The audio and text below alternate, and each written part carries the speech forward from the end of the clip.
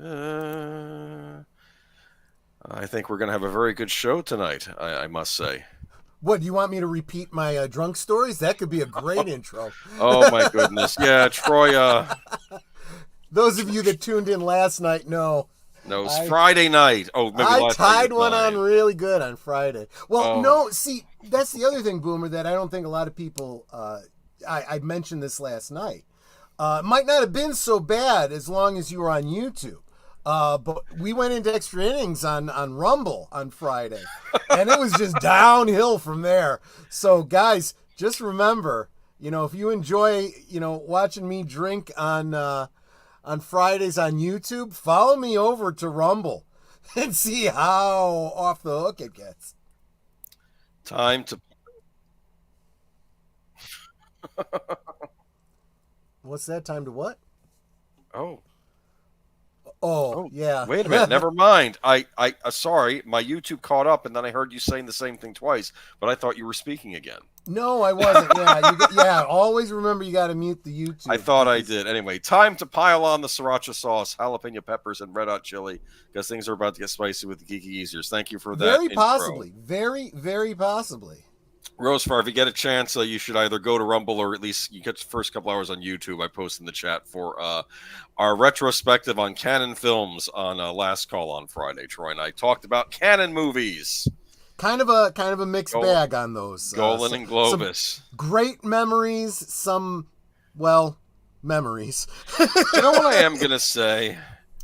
If a movie in there was good, they would be good or bad, but it was still creatively bad. Whereas I feel the bad Yeah, movies now, it's almost like a machine is just making them creatively bad. It's yeah. just like the It machine was it's it horrible. Yeah. was either bad in a humorous way or bad in a, well, let's face it, cheap special effects way, which can be very endearing. Anyway, I'm your host, Age Boomer. This is my co-host, PaPa Pacelli. Welcome to the Geeky Geezers. Hello, There's the Horizon intro, yeah. Talker. Yes. And Good Horizon evening, Talker was D, first, D yes. Pensec. Welcome. Some guy named Troy Pacelli's in here. Last I'm call, Troy just Pacelli. just saying hi to people. Have a great stream, geezers. Hello, everyone. Thank you, Big Al. How was the Death Race 2000 thing last night? Was it fun? Oh, it was great. It was great. Yeah. Yeah, I don't know that I ever saw it all the way through, and it had been so long since Netter had seen it. She'd forgotten more than she even remembered. It was had to refresh our memory on the very storyline. But what was kind of depressing is it was a freaking insane satire, and I'm like, this is all way too creepily coming true. That's what's really sad about this. Like the whole what did they call it? The bipartisan party or Of whatever. course. And I'm like, yeah, that's the uniparty that basically runs our country. And the spokesperson for him was like a bishop, and Of the course. president could do no wrong. And I'm like, I'm getting so freaking creeped out now. I need to watch the original Death Race 2000. I've seen the I don't know if that was a remake or a sequel, the Death Race with Jason Statham. That was done as kind of a follow up. Jason, Yeah. the Jason Statham. We talked about that a little bit because one of the, it wasn't a joke. This really happened to me, but I thought everyone would find it funny.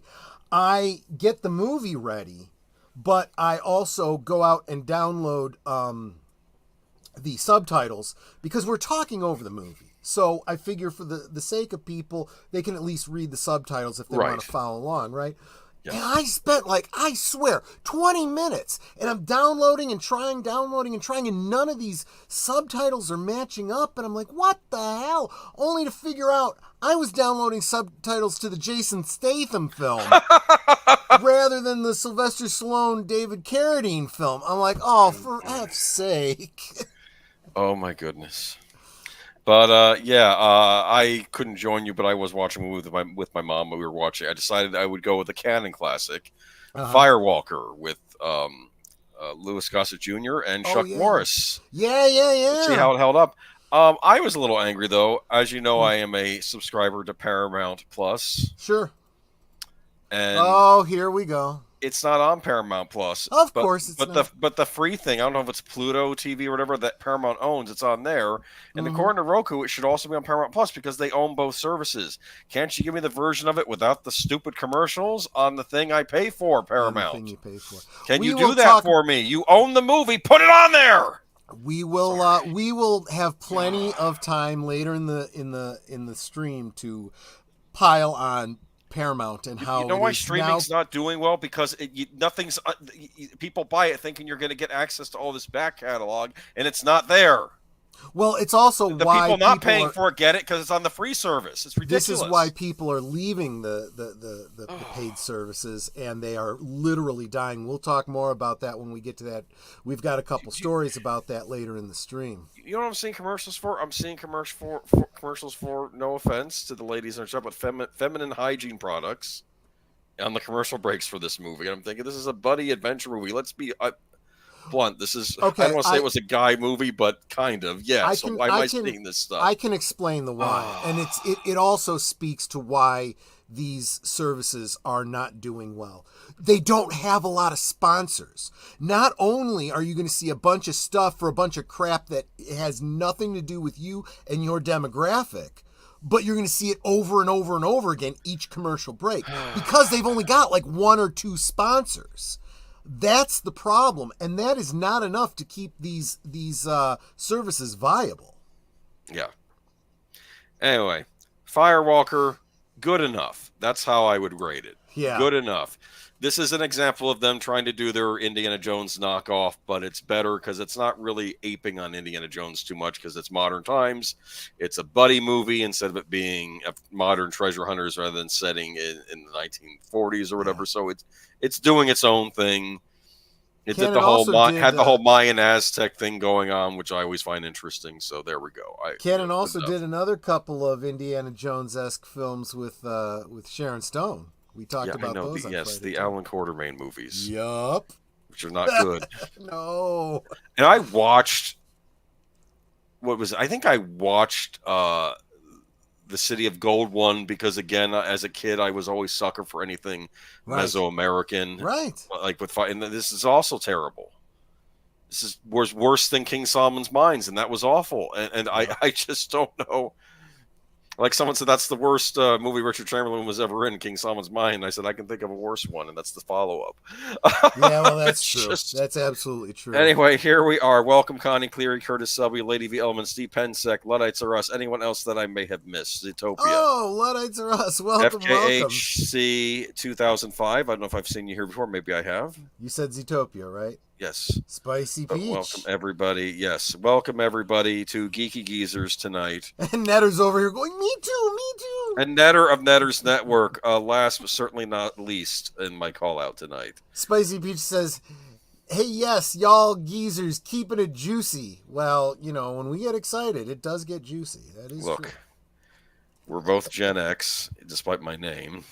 Right. And frankly speaking, I just remember when culture was better, when even a questionable canon movie could entertain you more than a lot of the modern stuff coming out from modern studios. Which is why we did the stream on Friday, just to tell everybody, look, even this company that has a bad rap as just a mixed bag of films, even their bad movies are better than some of the mainstream films we're getting now. I was watching Ninja 3, the Domination, where it starts out where the ninja, I guess he's trying to assassinate some rich people on a golf course, but then the cops show up, and he just starts wasting cop after cop. Yep. They have machine guns, and it's like dozens. A helicopter comes in the air, and he kills the guy in the helicopter. Then the helicopter falls down and explodes. Now it explodes. It falls behind like a mountain or like scenery in the background, and you see the flames. But I said this. Did they blow up the helicopter? We know, but at least they had an explosion of flames after the helicopter went out of sight. Okay, at least they went there. Better than nothing. At least they didn't do some cheap thing where you just heard the explosion and didn't see anything. So, the way those ninja movies, right? Established that ninjas could run on water. Yes. They could dodge bullets. Yeah. They could throw a shuriken with 100% perfect 100% accuracy at 500 yards, Yes. right? And The only spit way you could shurikens get in your face with your right, with their mouth, you know. Just the only way you could get more over the top would be like modern Indian films, right? Yeah. Where you could be 100% accurate with a thrown fork at a mile or something, you know. Maybe that's the answer. Maybe I need to check out some of these Indian More of the movies. Indian This films, is probably yeah, exactly. Okay, let's see here. I think I'd rather watch a bad cheesy 80s films than a contemporary film. At least the former are all amusing scenes and no forced social justice, especially. No, they did not. Can ninjas ride sharks into live volcanoes? I don't know about that, but in the video game Shinobi 3: Return of the Ninja Master for the Sega Genesis, in one of the scenes, Shinobi is on a surfboard fighting guys. So there you go. And I saw that immediately, and the first thing that popped in my head was Surf Ninjas. Are you kidding me? They threw this in there. It's Well, like... wait a minute. Luddites R Us is saying, wait, that wasn't real? Oh, wait. Tomorrow night we're having a double feature. Documentaries. Breakin' and Breakin' 2, Electric Boogaloo. You're doing both. Oh, my I'm gonna goodness. Do both. I'm going to do oh, both. my goodness.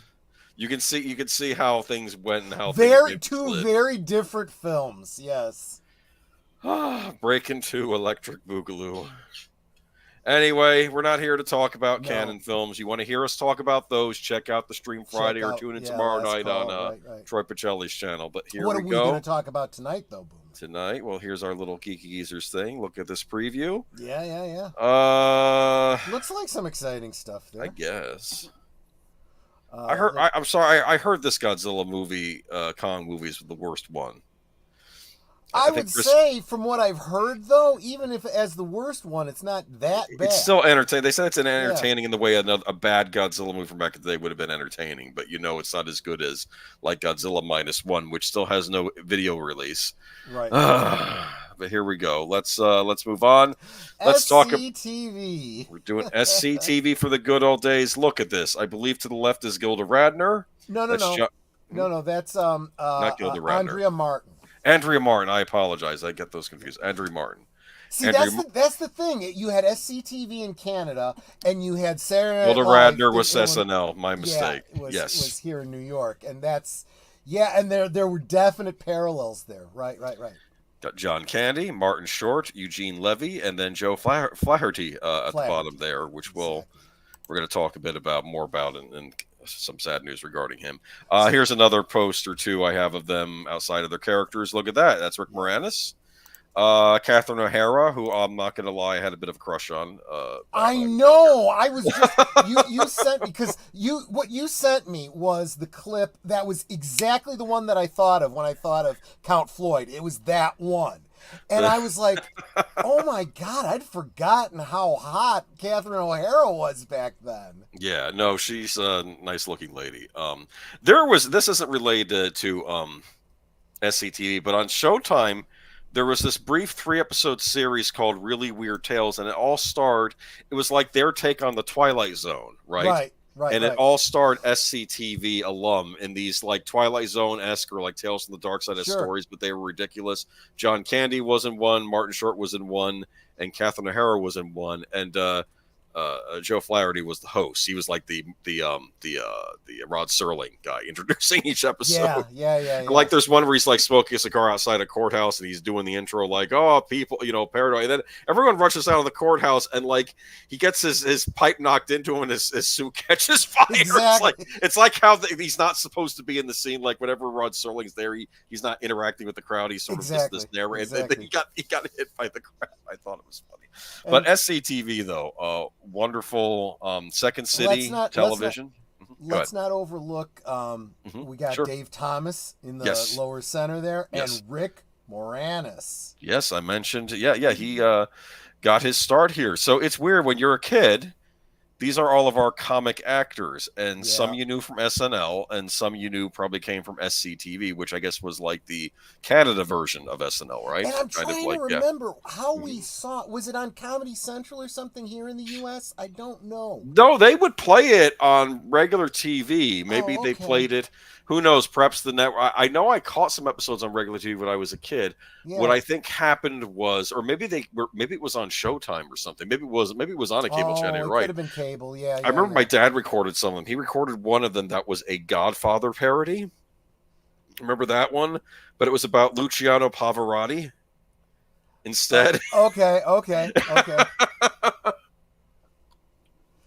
Wow. was Yeah. like about the Great Sopranos, and they Well, that's what was great about this is they would do these parodies, and oftentimes it involved like mashups.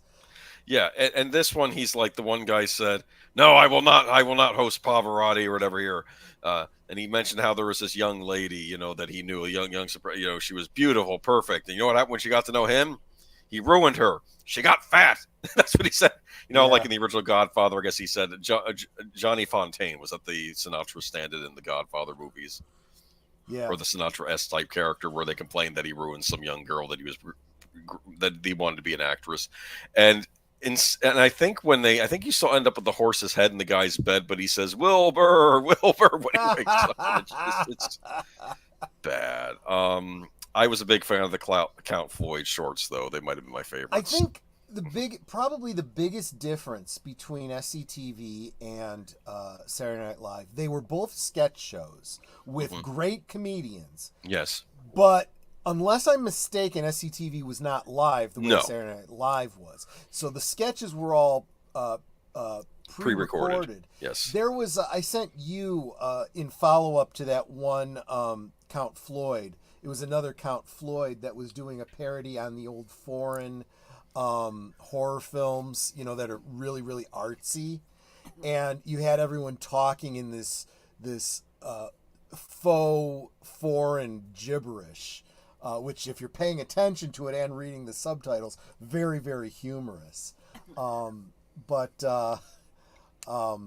there's no. I was watching this and I'm like, there is no way this could ever be done live, because there is no doubt that they memorized this gibberish and may have done multiple takes. It was probably a lot of what do you call it? Improv, right? That they were using. It may have been some improv, but they had to get certain things on right in order to get the joke. Like there's this great bit where O'Hara is coming around a corner and a little person, specifically the subtitle says midget, comes out of a hotel room and walks past her, and she says something like "Oi, un shrimpin," and the thing says midget, and it's funny because what that gibberish actually meant something, and it was hysterical. Yeah, that was the Whisper of the Wolf segment on Count Floyd, right? Yes. And this was what because Count Floyd would show questionable horror movies. He was like a late night, like a Svengoolie, basically, right? He was exactly. He was and that one with the what was it, Dr. Tongue's Dr. Tongue, yes. Dr. Tongue and the House of the Stewardesses or something like yes. that. And I swear the whole 3D gag on there had to be ripping directly on Svengoolie, because Svengoolie had this Creature from the Black Lagoon thing in 3D. You had to go to 7-Eleven, I think it was, to get your 3D glasses. I remember it was a big deal here in the Chicagoland area, because he wasn't nationwide at the time. No, they weren't. That's what was neat about the horror host. Like, we had a different horror host in the New York, New Jersey area. He was more like a mad scientist type. Sure. And I remember, I think he did a thing with the 3D glasses too. And that was neat. I think one night they did House of Wax, and another night, and I think another time they had a kung fu movie they redid for 3D. And it was. It just, but yeah, Count Floyd, though, this movie they ended up showing was a Bergman movie, and they thought it was a werewolf movie, and it was Ingmar Bergman. And what I found funny was, and it was a recurring theme in both of those clips that I looked at today. But then I realized he did this all the time. It was almost like this Count Floyd guy, this fictional Yes. horror host, Yes. had never even watched the movie he was hosting. No. And then he'd be, ooh, it's so scary. And then they'd watch a clip out of it, and then he'd have this look on his face like, the hell did I just watch? Ooh, wasn't that scary? Well, maybe not scary, but those stewardesses were really, really wow. Yes, it's just he did the he would always do and there were multiple Dr. Tongue movies. I'm sure, yeah.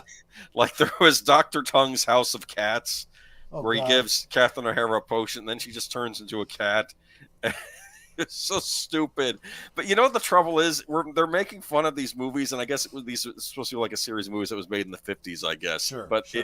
It's probably 60s, but yeah. 60s, yeah. But the thing is, it even though it was done on video, it feels like those movies made from those days. I know, right? It's like it's almost like watching a Tarantino film and going, "Gosh, I wish they'd actually make that movie." Oh man! And then there was, well, you know what's funny? Dr. Tongue, I believe he was referenced in the video game Maniac Mansion from Lucasfilm. Not Maniac Mansion. Zombies Ate My Neighbors from Lucasfilm Games, because it was from Lucasfilm Games. It had a very comedic edge. Like every level, you were fighting a different monster. First, it's zombies. Then it's like Jason or Chucky stand-ins. Eventually, you get to big babies and aliens. And every B-movie monster is in this game. And I think one of the levels was called Dr. Tongue something, you know? And I think that was a reference to SCTV.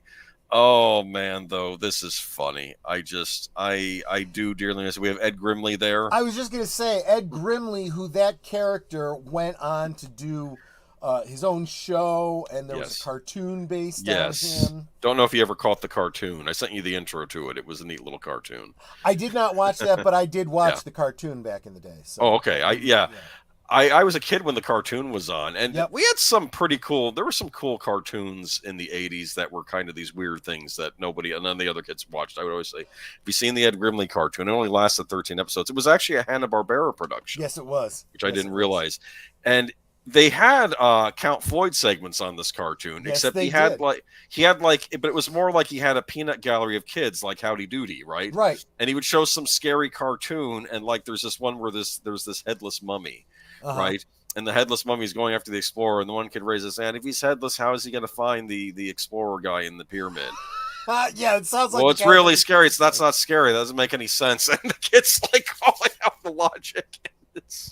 I always felt like Ed Grimley, I wanted to see a crossover like Ed Grimley meets Pee Wee Herman. I thought that would have been perfect. That would have been perfect too. Because even when you're watching the intro of the Ed Grimley show, I'm like, I'm getting a Pee Wee Herman vibe from this. Right.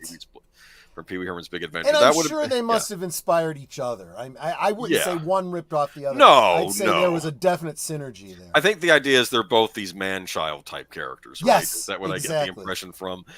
I watched the one where it's the fellow that couldn't wait for Christmas, and it's all Ed Grimley on Christmas Eve, and he can't go to sleep, and he's excited. And then he says, "I can't do it anymore," and he opens the door to go see. I wonder if anything's here. And then as soon as he opens his bedroom door, you hear someone yell, "Get to bed!" Like he jumps back in. And I don't know why that was funny. Eugene Levy as Bruno there from the Dr. Tongue movies. And, yes. I'm sorry, her name again was Andrea. That's on screen, Andrea Martin. Yeah, Andrea Martin. I recall she's a friggin' chameleon too. I mean, look at her. She could go from that to being like a hot blonde. Exactly. She had a Showtime special back in the day where she did a stand-up. It was like she was doing like a celebration of her career type thing, and her family was there, and she was playing different family members, I believe, in this thing. And things keep going wrong throughout the special. It's like a This Is Your Life, and here's your best friend. She's coming to say how you guys met, and then their best friend shows up and says, "The only thing I can never figure out about you and I is why we were friends." And she basically breaks off the friendship there in front of everybody, and it's really bad. And like her dad keeps messing around, saying, "I want a margarita," and then I guess somebody brings over a blender for him. Yeah, because he wants. And well, okay, Dad, make your margarita, as she's trying to do her routine in front of the audience. And then at one point in the show, he goes, "It's margarita time," and plugs it in, and then there's a power blast, and all the power goes out. It's just these were great comedians, equal to SNL I would regulars. I say would say absolutely, yes. absolutely. And of course And the that's why they ended up. All of those guys ended up working working together, together. I working mean, together with SNL actors. you Yeah. had Rick Moranis and what's his name, Harold Ramis, both from SCTV, that ended up being on with Dan Aykroyd and Bill Murray in Ghostbusters, right? You know, I Yes. mean, and that was, a made in heaven connection there. You Hmm. know, um, Exactly. and let's what was Stripes was another one. I mean, all of those movies, Hmm. half of them were Saturday Night Live alum, and the other was SCTV. Yeah. And I think that there's a generation, maybe our generation boomer, or maybe those slightly younger than us, that just kind of confabulate and think that it was all one show. Yeah. Saturday Night SCTV Live or Yes. something, you It's know? like Twilight Zone and Outer Limits. Yeah, exactly. Kind of, that's how I see it. What is the Second City? If you don't mind my asking, is that a different Second city? City is a comedy I troupe see. that comes out of Chicago, actually. And it's called the Second City because New New York. York was the first city. Yeah. I see. Okay, that makes sense. So I gotta be honest with you. I don't know if Second City is still here in Chicago, but yeah, those comedians all met in Chicago at Second City, and then Well, I went on. imagine they probably met. Maybe some of them met SNL actors even when they were at Second City. I think, Sure, right? Yeah, almost yeah, certainly, yeah, and that's got to be the connection, yeah. and that's where you get the cross pollination from. Yeah, yeah. Okay, And no, just before anybody asks, I've never actually been to Second City here in Chicago myself. I just know of it. gotcha. Yeah, I assume they still train. They try to train new comedians too, but I don't know. Yeah. Well, you're not allowed to do improvisational comedy anymore. I think they've banned that and made it illegal, or you get canceled. Oh my goodness. Okay. I say that only half joking. Oh, and yeah, just swap Christine. What are we talking about? 50 Oh, Shades. 50 Curtis, Shades. of course I remember Laugh-In. The Sakatumi girl, Goldie Hawn. Of course I remember Laugh-In. Sock it to me. You Is that don't. like the? Is it a joke about sake?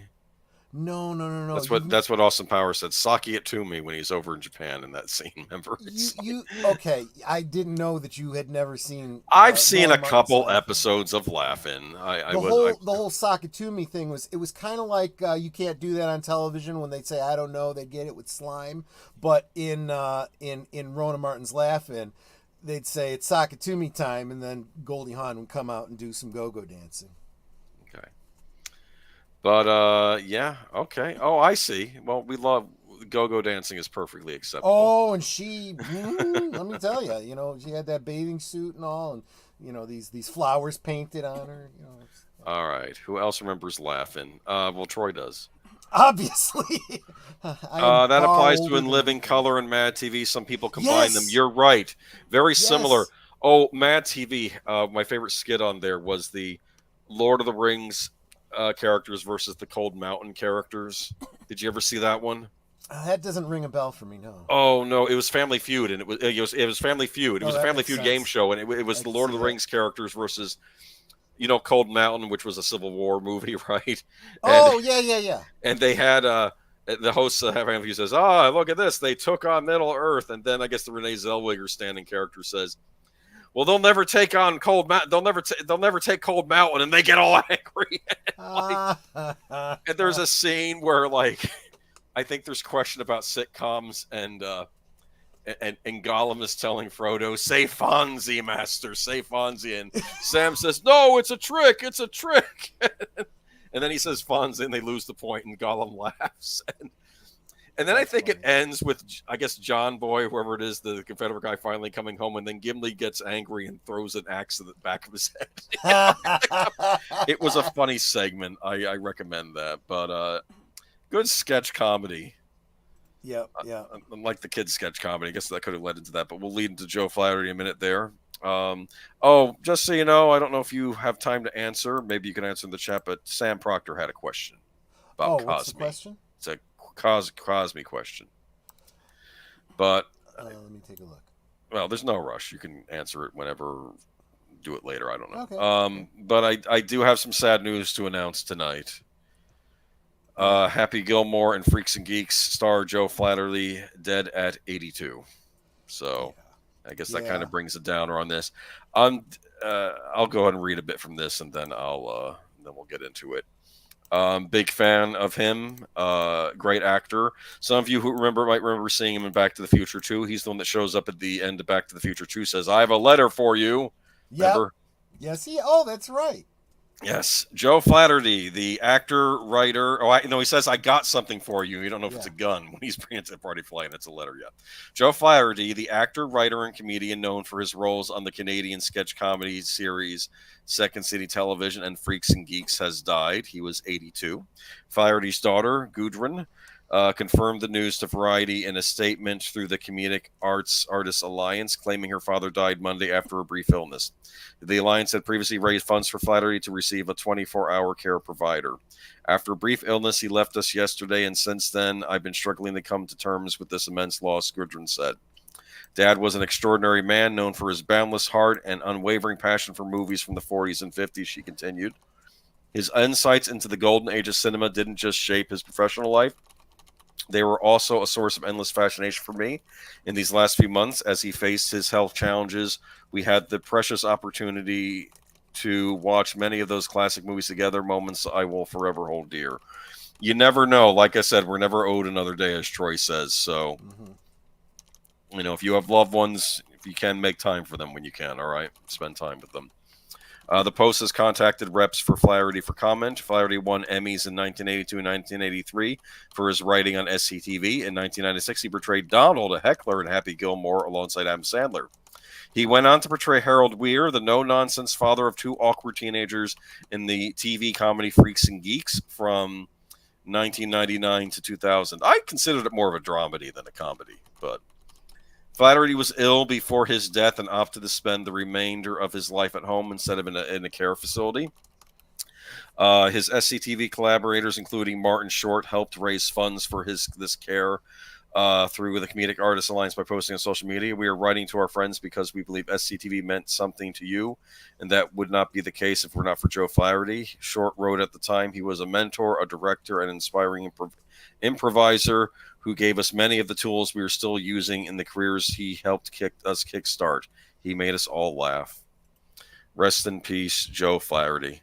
On a slightly political note, it bothers the hell out of me that someone that famous, that popular in Canada has to raise money because of health issues. They're supposed to have such great health care, in quotes, free health care there in Canada. But it's starting to look more and more like the only kind of health coverage they want to give you is, hey, you want to check out early? Want to check out early. Yeah, I've heard. I know what you're referring to. Yes. Why don't you come by my house and we'll discuss it? Maybe we can both check out early together. That's what I would almost want to say to that person. Yeah, exactly. That's exactly right. Rosefire, you have a good night. Be sure to catch us on the repeat, all right? But have a good night. Care, great week Rosefire. ahead. Big fan of his, and I do remember him on the show Freaks and Geeks as the father on that series. And what was brilliant about his comic timing on that show, is there a phrase in comedy called the straight man? Yep. Like the one that the stuff happens around into, but he's not necessarily the one making the comedy. Yeah, that's what he was playing on Freaks and Geeks. Yeah. The best example would be Abbott and Costello, right? Yeah. Bud Abbott would be the straight man, and Costello would be the fool, so to speak. Yeah, because on Freaks and Geeks, he was I don't want to say like the uptight dad. Like in many respects, that show was very true to life in a lot of things. Yeah. But like, I remember one episode. I think she wanted to go see a Grateful Dead concert or something, like the Grateful Dead were coming to town, or maybe it was the Who. Maybe it was the Who was touring in their area, and the daughter wants to go see it. And he's like, I don't care about these bands. He says, those Sex Pistols, they spit on their audience. Oh, that's what I want to do. Pay my good hard-earned money to be spat upon. He would say that all seriously. And I'm thinking, okay, where does this come from? It wasn't the Sex Pistols, it was the Stranglers where this Oh, rumor started. But it's fine that he thought it was the Sex Pistols because especially back then, hearsay and word travels. And it says, sure, sure. but the Stranglers was this band. This story has never been verified by anybody. I think the band denied it. This is what, and I think Simon Cowell, American Idol, said, "Oh, that I didn't like rock and roll because the Stranglers bad." It's never been verified that Right. the Stranglers did this. This is my theory on this whole spitting thing. What I think might have happened, if this ever happened in a concert by some other band, maybe between a song, the lead singer grabbed a bottle of water, right? Yeah. Took a swig. Water went Right. down the wrong pipe, if you know what I mean. Sure, And he coughed it up, and then suddenly, oh, he's spitting on the audience. I bet that's what happened. Yeah. I don't think any. Honestly, there's it's even like, just the natural spittle when you're screaming and singing and stuff. I'm sure if you're in the Yes. front row, that's entirely possible. Now, I would not put it past some of those bands. Lead singer takes a swig and then he goes over the Yes. audience. I could see that too. maybe, but I don't. The Stranglers denied it. I believe them. That's still a far cry though than from hocking a loogie. That's the Rock the Casbah guys. Remember? Yep, Okay, absolutely. just saying. I'll miss Joe Flaherty. He was a delight. Yeah. Great performance he gave on Freaks and Geeks, though. I remember one scene in one episode where I think the kid, like the mom has a fight with the daughter and the kids leave or something, and she's like, hey, he goes up to his wife and says, hey, want to fool around? And she's like, not now, Harold. And she walks out of the room, and then he kind of says, and he doesn't say it to the camera, but it's almost like he's saying to the camera, and he says, when? Yeah, exactly. Exactly. That was a great series, even despite Seth Rogen being on it. Of course, to be fair, back then he probably was more sober than he is now. So, yeah, Well, that's true. He was a lot younger too.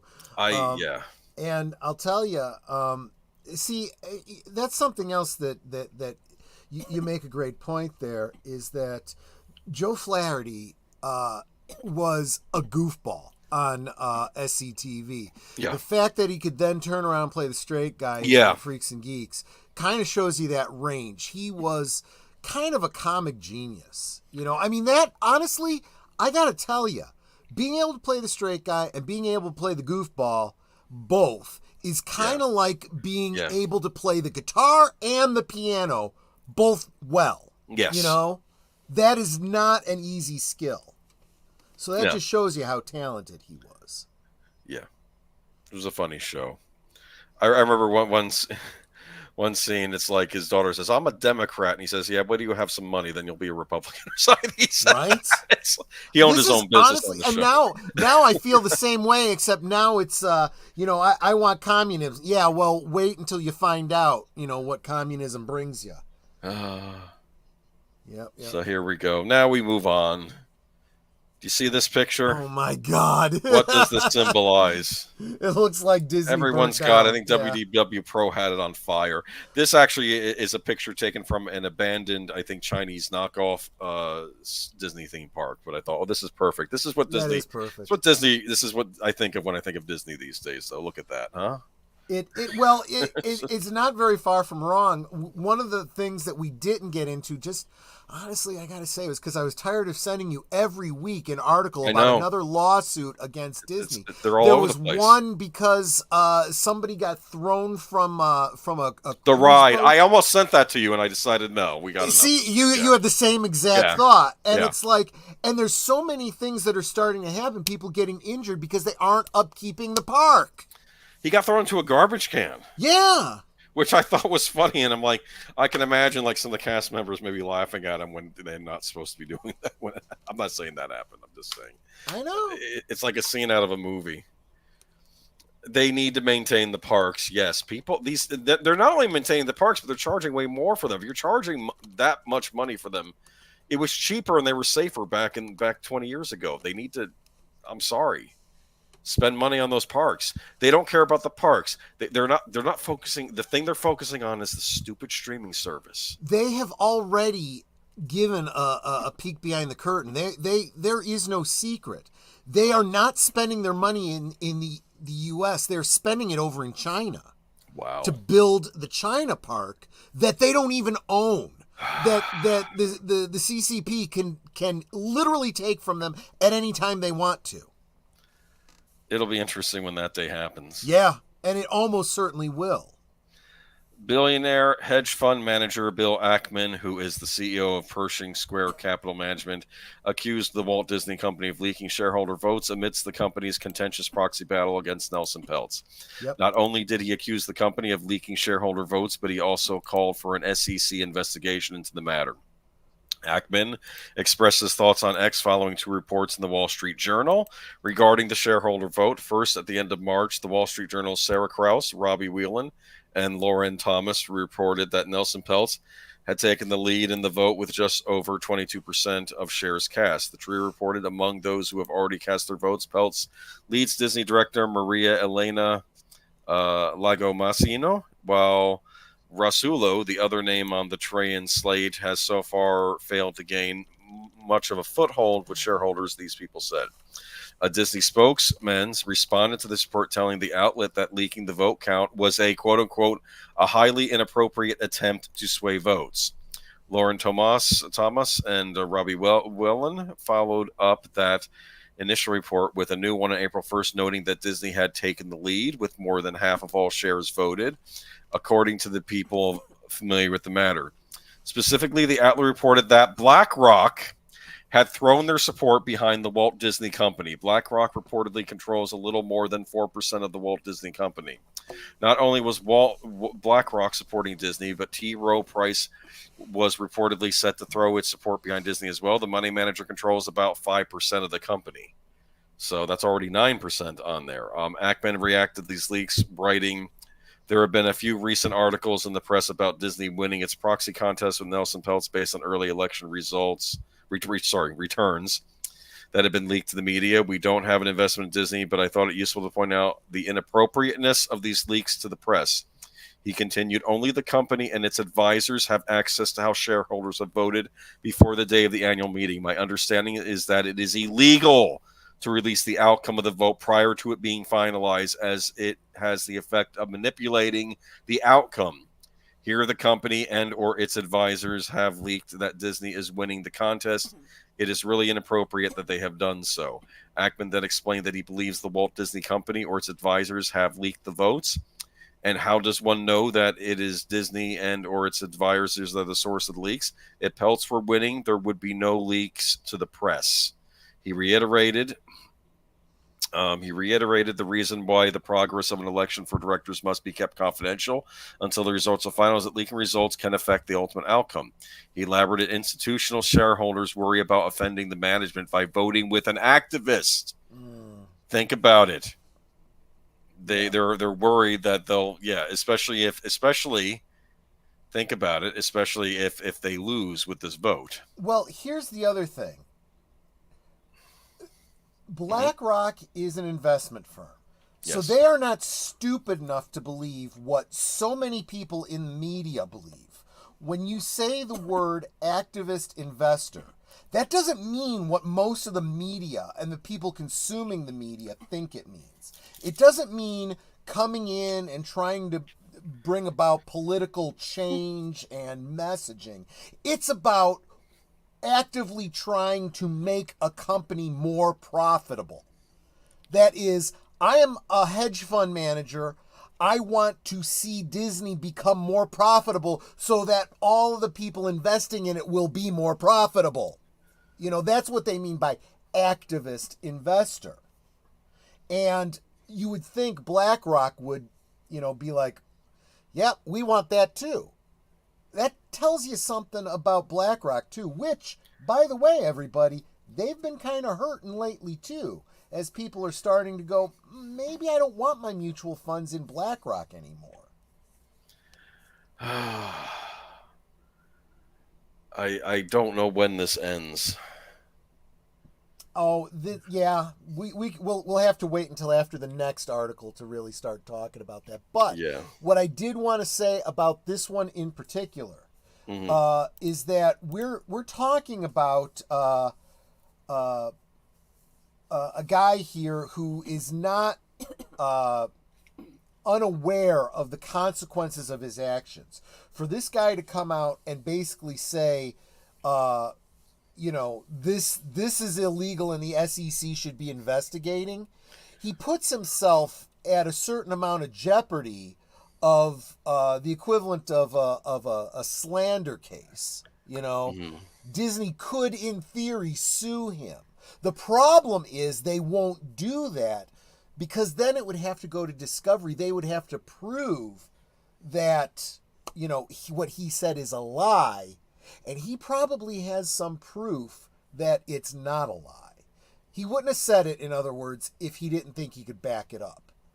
You don't become a billionaire by being stupid and not knowing the law. People would never inappropriately influence a vote. He says. Right, exactly. Investment companies only care about investment. They vote their pocketbooks. They'll vote for whatever looks on the balance sheets like the best profit. Yeah, but some of these investment companies, they're now pushing ideologies too. Right. I don't know. So we'll have to wait and see. I mean, Peltz is probably looking for profit. I'll say that, but exactly. Keep in mind too, the things he says, everyone's trying to twist everything he says and say, well, he's Trump supporting, right wing, influencing. No. I mean, yes, that all may be true, but that's not why he's doing this. Your stupid left wing socialist woke ideology is destroying Disney. That is demonstrably true. It is objectively true. I don't care what side of the argument you're on. Disney is dying. And people that have money tied up in Disney don't want that to happen. Do you know Disney Plus has a warning label up for Aladdin now about being culturally insensitive? This is something that I said about. Okay, so they have erased Song of the South, which represented the first was it a black actor to receive an Academy Award.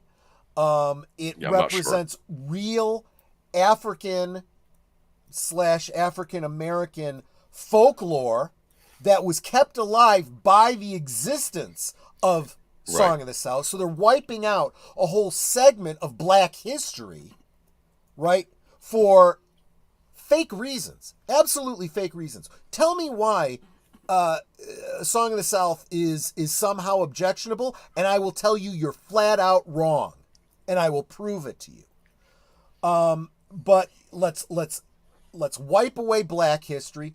Let's wipe away Uncle Ben. Let's wipe away Aunt Jemima. Let's wipe away the Land O'Lakes Native American girl. And what are we left with? The Quaker Oats guy. Quaker Oats guy. The Folks, Quakers all these woke people are literally wiping away the minority representation they claim they're supposed to be representing. So now let's wipe away Aladdin too, because we can't have any of that, Middle Eastern representation in Disney either.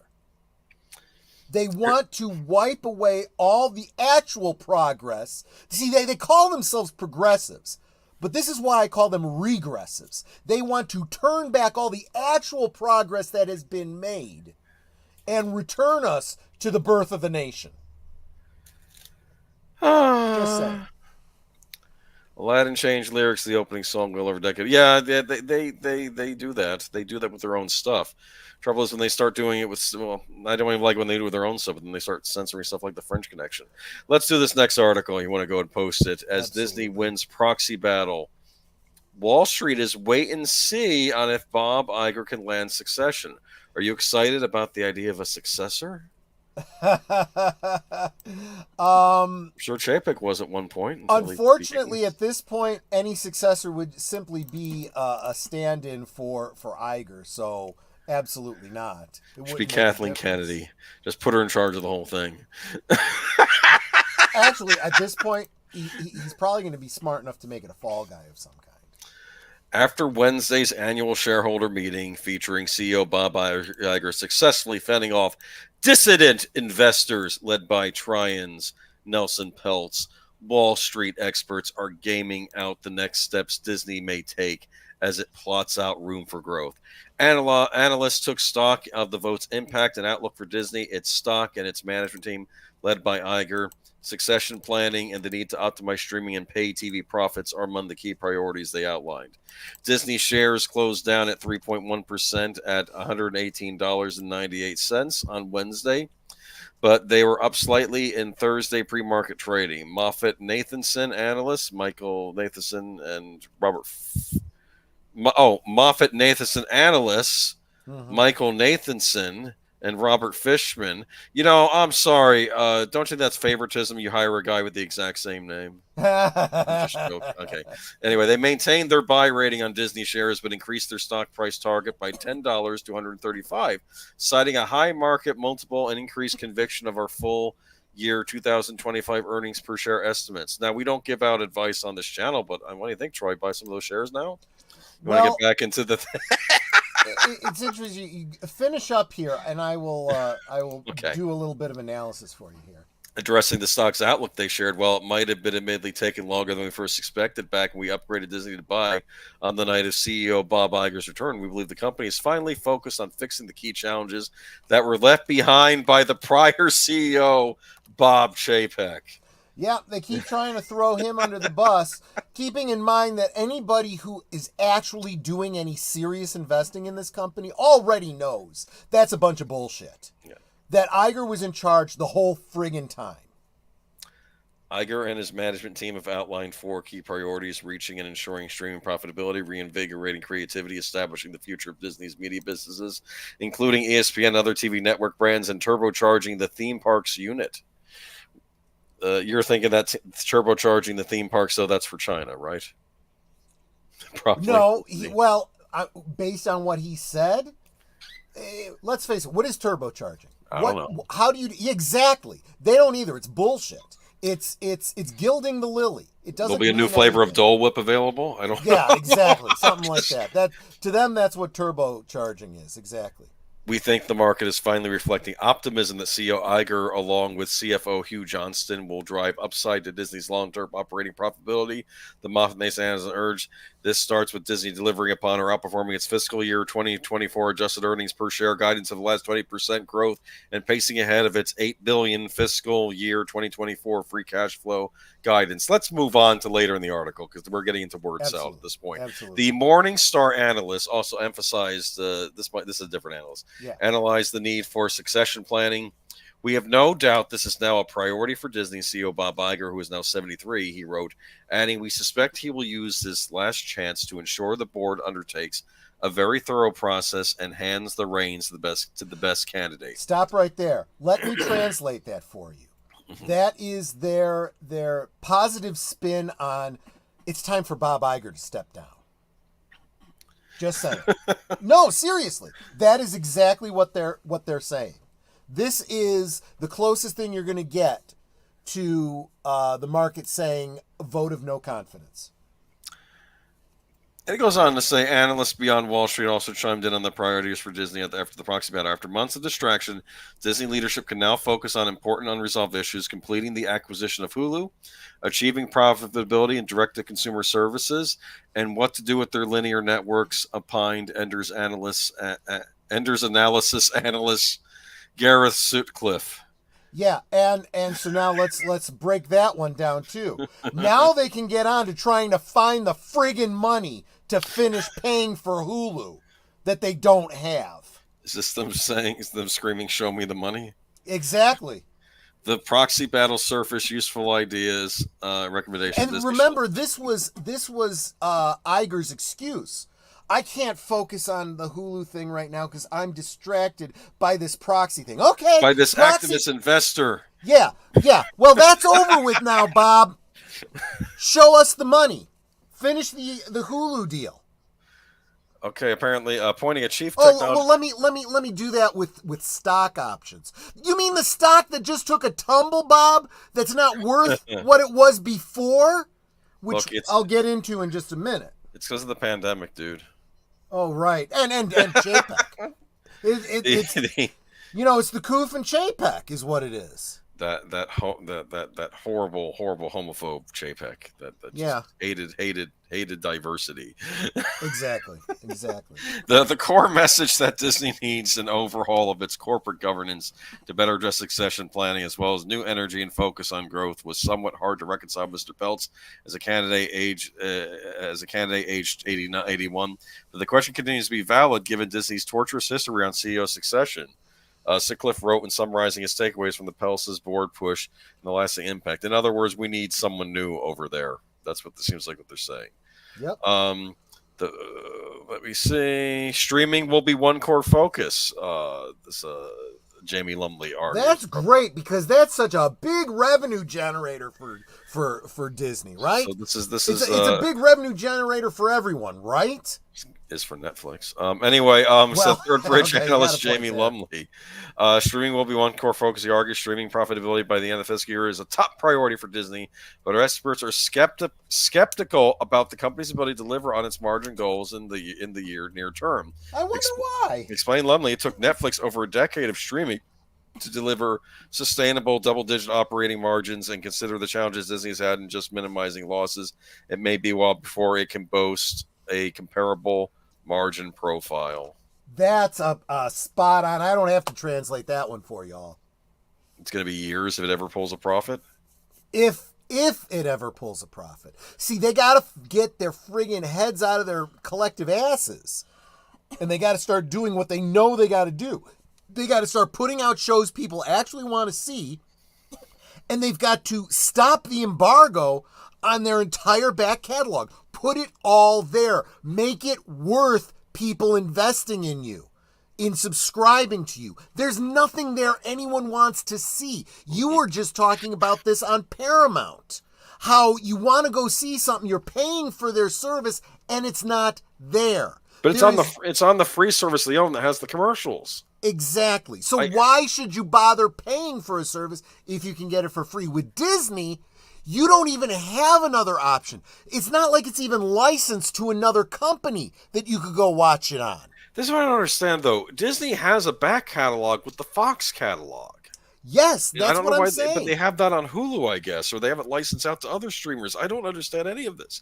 Hulu, if it's on Hulu, though, they're only getting a portion of that money. It may as well be licensed out because they haven't finished the deal. They don't own Hulu. Lock, stock, and barrel. If Disney is so profitable, why aren't they paying dividends to its investors well? They're coming, right? Maybe. Yeah. Right?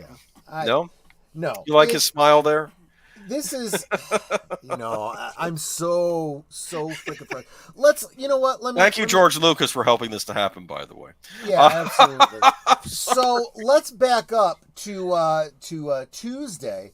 The stock was at a week-long high at 123.25 per share, right?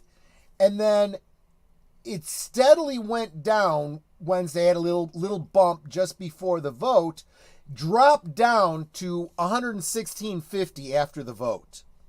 Yeah. And by the close of business, it had stabilized right around 118. So that's still $4 less than its high for the week. Now, if you go and you look at the Walt Disney stock, there was this really weird spike just before the end of the day that shot it up to $125 a stock before it crashed back down to where it was like 15 minutes earlier. So it makes me wonder what happened. Now, there's another article that we didn't send you because there's still some financial stuff I want to chew on before we talk too much about it. But there's an article out there from Friday where The Street is asking Nelson Peltz why I just sold half of my Disney shares. And I knew this was going to happen. After the vote, you sell your shares, right? Because it's not going to go up. It's you're going to sell it while it's high, let it crash, and then we see this big spike, right? I'm wondering if he sold a whole bunch and then bought a whole bunch back for cheaper. He made a huge friggin' profit. So everyone's saying that and this is speculation. I don't know this is true, but it's what I would do, And it's what I'm guessing that Nelson Peltz did. So the Treon Group sold like half their stock. It crashed, and then they bought it all back, and they made a huge profit. Horizon Talker, you have a good night. Catch you later. Yep, take care. I'm telling you, he's going to be buying up more and more stock over the next year now that it's depreciated because of all this. And you know that the stock is it's going to level out a little bit, but it's going to start going down, down, down as more box office returns come back, in the hole. Yeah. As the parks are doing worse and worse. This is going to be a bad summer for those parks. Like Amazon Prime, majority of its rent, if it is rent or buy, no thanks. I am going to say something about Amazon. They made a big deal about buying the MGM back catalog. Is that even available on there to watch on Amazon Prime right now? Yeah. Can I watch all the Rocky movies? Can I watch the Bond movies? Will show up on there, and I can watch them, and they become purchases again. If you own this stuff, have it on there. Yeah. No, Rocky's on Max. It's what? It's on Max. Of course it is. Yeah. Why wouldn't it be? That makes perfect sense, doesn't it? Yeah. This is the other problem with the whole streaming model. You go to the company that owns the things you want to see, you subscribe to them, they don't have it, they've licensed it to another company. Yeah. Awful. Let's move on to Dan Schneider. Breaks silence after watching Quiet on Set documentary. It hurts really bad. This is a bit of a follow up to our talk last week about the whole Nickelodeon enthusiasts of the playground story. Nickelodeon hellscape. It's a horrifying. If you purchase an independently reviewed product or service through, never mind. Why did I copy that? Not a sponsored stream, by the way, guys. Yes.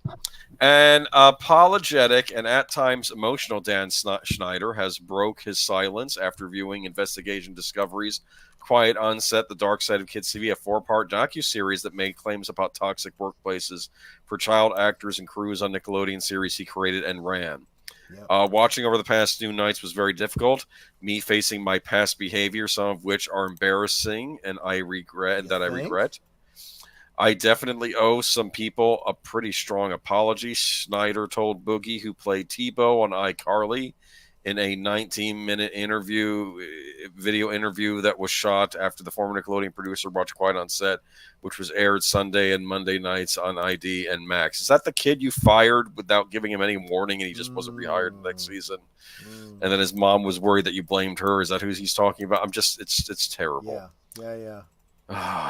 Among the allegations leveled at Schneider, who was once called the Norman Lear of children's television, that's kind of appropriate, actually. Yeah.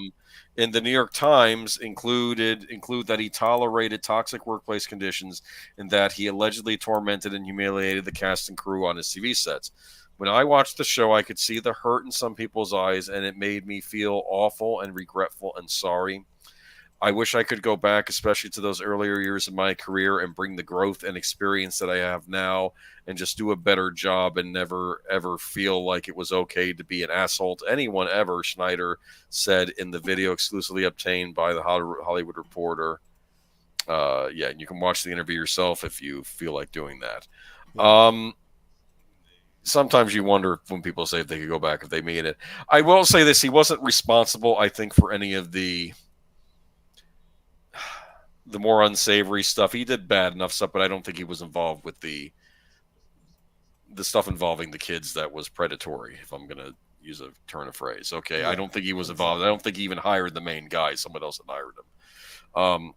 In the third episode of Quiet on Set, though, Drake Bell, the star of Drake and Josh and The Amanda Show, named himself as the John Doe victim in Brian Peck's sexual assault case. So, yeah, this was the big thing in the documentary. We found out which star was assaulted. Schneider in the new video claims he did not hire the Nickelodeon dialogue coach who was convicted of sexually assaulting a child actor in 2004, not known to be Bell. Bell's name was never previously revealed in open court, which I understand. This is an underage person. You're not going to do that. But when Drake and I talked and he told me about what happened, I was more devastated by that than anything that ever happened to me in my career thus far. And I told him, I'm here for you, Schneider said in the video. At one point in the interview, Schneider teared up when recounting Bell's mother coming to him for help to write a speech to read before the court at Peck's trial. She came to me at the time and she said, "Dan, I'm not good with words like you are, and would you help me with my speech to the judge?" I said, "Of course I did," and ended up I did, and Peck ended up going to prison and serving his time. Schneider also recounted Bell having to attend a sentencing hearing for Peck when the convicted predator's side of the courtroom was filled with supporters. This did happen. Mhm. A lot of them were pretty famous, of course. Names were named, I'm just going to say. Yeah. Drake was devastated that happened, and what's even more disappointing, 41 of those wrote letters for Peck's characters that are praising him for who he was and asking for leniency. Hollywood stars unquiet on the set for having written such letters include James Marsden, Taron Kilman, Boy Meets World stars writers Strong and Will Friedle, Ron Melendez, and the late Alan Thicke. THR has reached out to those mentioned for comment. Yeah, those were some of them. That was probably the darkest part of my career, Schneider said, and here's the kicker that I really don't get. After Peck got out of prison and was a registered sex offender, he was hired on a Disney Channel show. I don't understand that. THR has reached out to preps for Nickelodeon, the Disney Channel, and Bell for comment. It's understood that Peck voiced the role of a mirror on 3 episodes of the Sweet Life of Zack and Cody for Disney Channel. I am wondering if Disney Channel has skeletons in its closet too. Yeah. I guess we'll find out someday. Maybe. I understand the thrust of this article, but I'm not willing to give any grace to anybody. Mm-hmm. If you are responsible, you are responsible. Yeah. And I don't care if you inherited it, if you what you need when you are dealing with children. Mm-hmm. You care for them as though they were your own children. Yep. Now, I understand that is a very naive idea that would be happening in business, in the entertainment industry and whatnot, but it's what I expect. And I will give no grace to anyone who doesn't behave that way. Yeah. Bottom line, that's it. Yeah. This is a disturbing documentary series if you want. Apparently there's going to be an episode 5 coming out as well. Like a follow-up, I guess, to it. Right now it's only in 4 parts, but very sad. I'm going to go on to this one. If you want to wait, unless you want to, I can read comments while if you're typing something. No. Let me go ahead and bring that up. Didn't mean to interrupt you. This is the Indiana Jones one. Yeah, I'll read from this. Go for it. Wow, all right, so yeah, there we go. I'll go ahead and post it. I'll post it in a second. Let me just read from it. Yeah, this is Indiana Jones whips up 130 million loss for Disney. Yeah, so just to give a background, yeah, I know we're a little bit late to the party with this article. I don't mean we, I mean media in general. But this is confirmation of what those of us that have been following this pretty much already knew. Right? So if you follow Doomcock, you follow all the others, you know they've been saying this for a while. Here's your mainstream media confirmation of it. And this might actually even be a low estimate. Do you remember when there was a Twitter user, I forget who it was, and he was saying that, Harrison Ford is how old when he's making this movie? No Spielberg.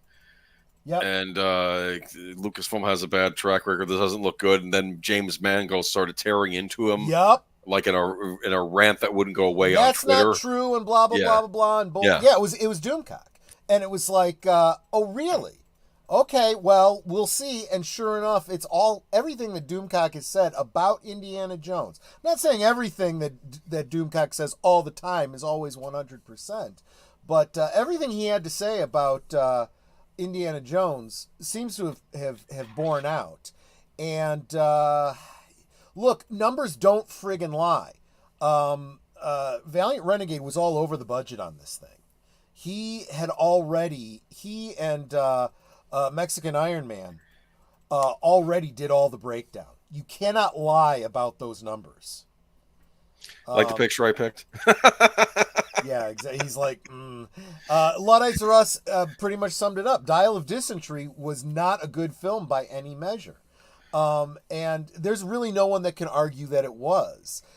So you should not be surprised that it lost money. Not to mention, when you start digging into the numbers, which you're going to in just a moment, um, this is not profitable. And I'm getting sick and tired of slack-jawed know-nothings who say, well, the budget was this, and they made this much. Do the subtraction, it made a profit. That's not how it works, you dumbass. There were people talking about like credits or investment things, like because they shot it in the UK and UK had some. They were making all kinds of excuses for why this movie is not as bad as you say. It's they didn't. Anyway, let me read the article. Yeah, let's get into the actual numbers. Okay. Go for it. Okay, Indiana Jones and the Dial of Destiny failed to cover its costs at the box office, according to financial statements released on Friday, which show that Disney spent $134.2 million more on making the movie than it is understood to have received in ticket sales. The financial statements do not show the marketing costs for the movie, and on the other hand, the box office share isn't the studio's only return, as it also receives revenue from merchandise. Yep, so stop right there. First off, this does not count this doesn't count marketing. So in other words, when it says $130 million loss, that's $130 million loss minimum, just based on looking at how much they said it was going to cost, their budget, versus their actual take home from the box office. And the only reason we know how much was actually spent was because it was filmed in the UK. In the US, they could fudge those numbers. They could say their budget was whatever, and then spend 3 times as much, and we wouldn't even friggin' know that. But we do know when they film in the UK, because the UK forces you to make those. If you're going to get a tax break in the UK, they want to see the receipts. Imagine that. Imagine if we're going to give you some tax revenue, we want to see what we're giving tax revenue for. We want to know exactly what you spent. Yeah, that's a foreign concept. Imagine that. Imagine that. Now, there's not much I can say about the way British law works, but that one actually kind of makes some sense. So now let's talk about that merchandising. They've lost money on the merchandising too. I've talked about this. Retro Blasting has talked about it. A lot of the toy channels have been talking about this. The toys coming out of Indiana Jones have been shit. They really have. They've been half-ass crap. And people are not buying them. Good. If you put out 3 action figures from one movie, a couple of action figures from another movie, and like 5 different kinds of Indiana Jones from another one with no other action figures, nobody buys those because you can't get the whole range. And right? I bet no Sala either. That would be like if I went and I bought Star Wars action figures, and all the Star Wars action figures we got was 5 different kinds of Luke Skywalker, no Han and Leia, and one Stormtrooper. Ridiculous. No Darth Vader, no Ben Kenobi, no Jawas, no droids. That's how they've been marketing Indiana Jones too. Oh, and in all kinds of different friggin' scales too. So you can get a 6-inch Indiana Jones and a 3 3/4 inch what's her name? The girl from Raiders. Marion. Yeah, Marion Ravenwood. You know, I mean, the hell are you doing? Yeah, so they have lost money big time. And it said also DVD and Blu-ray sales. Yeah, if a movie doesn't do well, don't expect the DVD sales to do well. People have bought, word of mouth for this. They've bought Indiana Jones 1, 2, and 3. They don't give a shit about 4 and 5. Disney shot itself through the foot somewhat in this respect by launching the Disney Plus streaming platform. Oh, wait a minute. Let me comment on what Jesse said too. Troy, the only good Indiana Jones toys available are the Lego sets. That's true, yeah. But that's also because the fact is with Lego, you can customize. So you buy that little Well of Souls, you buy 5 of them to put them together to make one complete one. You want to make a tank? There's kits out there that are made by fans that tell you what blocks to buy separately to make that tank from Indiana Jones 3. Dude, was there a set for the Obi-Wan nightclub in Lego?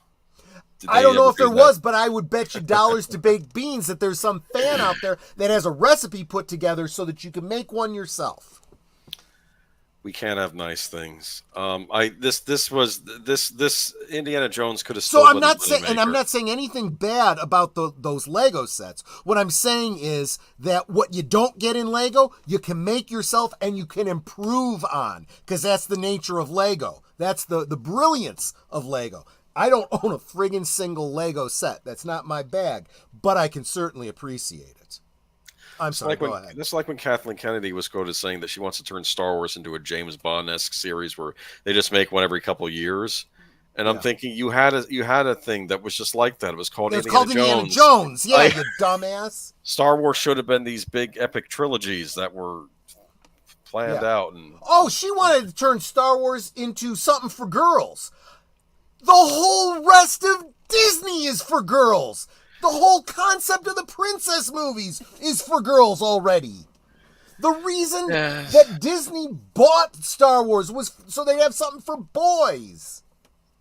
Well, anyway, times change. Plus, they have something for boys. It's Cinder. I'm sorry, I was going to say it's Cinderella because the guy who was dressing Yeah, up. exactly. I'm with you. Okay. I Disney understand what shot you're it saying. anyway. But the article says Disney shot itself through the foot somewhat with this in this respect by launching the Disney Plus streaming service in 2019. Not only has this replaced the need to buy a DVD or Blu-ray, but Disney Plus subscribers don't pay per movie. Instead, they are billed monthly or annually and get access to the studio's entire library, along with any new content released during the subscription period. This means it isn't possible to attribute subscriber fees to specific productions such as Dial of Destiny, and in turn, that increases the need for pictures to see it at the box office. So they're basically saying if people said, I'm just going to wait for Disney Plus for Dial of Destiny, and they watch it on Disney Plus, it doesn't count toward anything.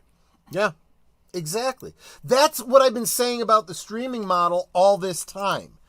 When you pay your money for the month, whether you watch anything, they don't make any additional money. Doesn't matter. They make no more. It is a zero sum prospect to put it on their streaming service. Star Wars was something for girls. They weren't watching for lasers. They were watching for Harrison Ford. Oh, funny. Well, there's a certain cantina proprietor that absolutely would agree with you on that. Which and she was all over stumping for Dial of Dysentery and saying how great it was going to be because Harrison Ford would never let them besmirch the legacy of Indiana Jones. Yeah, I don't care. All I care about is a friggin' paycheck. Let me see here a second there. Sama Proctor says, well, the first content of the Disney princess movies for girls is more of a thing that developed during the Disney Renaissance. Those first three ones were decades apart and had different marketing. Oh, you mean Snow White, Cinderella, and Sleeping Yeah, Beauty. true. Yeah, that kind of, they kind of leaned into that. I don't know if they leaned into that until later on. Aladdin technically has a princess because of Princess Jasmine. Yeah, Pocahontas is a princess. She's a daughter of a chief. yeah. Um, yeah, it's just I don't know. All right, don't forget about the DVD box collection. Yeah. All right, box office. Godzilla Kong rules the roost. We haven't done a box office thing in a while, but Well, after technically, this is the second box. We were just talking about shit box office from last year. Now we're going to look at the this hit year's one. box office. After 3 days of release, Godzilla X is Godzilla X Kong? I guess they're not. I guess that's what they're Godzilla calling it. times Kong. What? How am I supposed to read this? Never mind. No idea. Godzilla and Kong, the new empire. So this is a buddy team up movie. Yeah. Stands as third highest grossing movie of the year. I wonder if they get shawarma at the end. That would be funny. Reference. Oh, wouldn't that be funny? Like you see them like smashing through the town, and then one of them picks up a shawarma place and eats it. The shawarma place, not the exactly. The whole shawarma place. Yeah, exactly. It has collected a mighty 194 million globally in its opening weekend, ranked behind only Dune Part 2, 626 million after 5 weeks of release, and Kung Fu Panda 4, 347 million after 4 weeks of release in terms of our ticket sales. You a fan of the Kung Fu Panda series? Well, I've seen the first three. I Okay, well, have the first three on DVD. there's a So fourth one out now, so there yeah. you go. The monster mashup from Warner Brothers and Legendary Entertainment kicked off the international box office with 114 million from 64 markets. It also far exceeded expectations in North America with 80 million its first weekend of release. You know what this also tells me? It Hmm. tells me Godzilla versus Kong, while it did great box office, it probably could have done a lot more if Warner's hadn't done that stupid day and date nonsense. Yep. Overseas, They still yeah. keep making that same stupid mistake. And Well, we'll they're not talk as more. bad with the day and date. Warner Brothers are better, and they We'll got talk three. more about that when we get into the Dune talk. Overseas, China led the way with 44 million, followed by Mexico with 12.8 million, and India with 5.5 million. We want to deliver something that was highly entertaining to audiences, says Godzilla ex-con producer Mary Parent. Nobody has a crystal ball. You can only hope and dream. So seeing this result globally feels really good and exciting. So I assume we're going to get another Godzilla Kong movie at some point, Oh, probably. I'm sure. Godzilla versus Kong filmmaker Adam Wingard returned to direct the new Empire, starring Rebecca Hall, Brian Tyree Henry, and Dan Stevens. Unlike prior iterations, which pit the creatures against each other, this film sees Kong unite with Godzilla to stop a mysterious threat from destroying the planet. It carries a 135 million production budget, so outsized global ticket sales will be necessary to justify its mighty price tag. With the momentum, though, the new Empire is primed to eventually surpass its predecessor, 2021's Godzilla vs. Kong. The prior installment became a pandemic-era hit with 474 million worldwide, managing to outgross 2019's King of Monsters, 387 million at a time when many movie theaters were shuttered due to COVID. Maybe they know what they're going to get when they go to this movie. You're going to see giant monsters attacking giant monsters, and maybe no Yeah. nonsense, right? I don't know. Another Warner Brothers legendary tentpole, Doom Part 2, strengthened its standing as the biggest movie of the year with 626.1 million globally. That's very good, right? Yeah. Over the No, that weekend, sounds director good. Dennis Villeneuve, I should know how to say his name at this Denny point. Villeneuve. Yeah. Denny I've Villeneuve. finally gotten it thanks to Okay. Sin. Sci-fi epic generated 18.4 million from 73 international markets, bringing its international tally to 337.7 million. Outside North America, 252 million. The biggest territories are China, 46.5 million, United Kingdom, 43 million, Germany, 34.3 million, and France, 34.2 million. Yeah. Elsewhere, Oppenheimer opened in its final market over the weekend. More than 8 months after its release, Christopher Nolan's Oscar-winning historic epic debuted in Japan with 2.5 million, placing third in the country after two local films, the horror title Strange House Hmm. and animated Haikyuu, with the ticket sales Oppenheimer stands a staggering 965 million globally. Hmm. You know, what is the Strange House? I have no idea. I want to see it. I'll have to look into it. Okay. What I did want to mention about Dune 2, so I had a couple articles ready to go, but I think we need to hold off and see how it pans out. Right. It was looking like Dune in its first week wasn't doing well enough to merit the final movie in the trilogy. That would have been Dune Messiah. Then a little bit later, an article came out that it's looking pretty good after the second week, and we're going to go ahead and start development on Dune 3.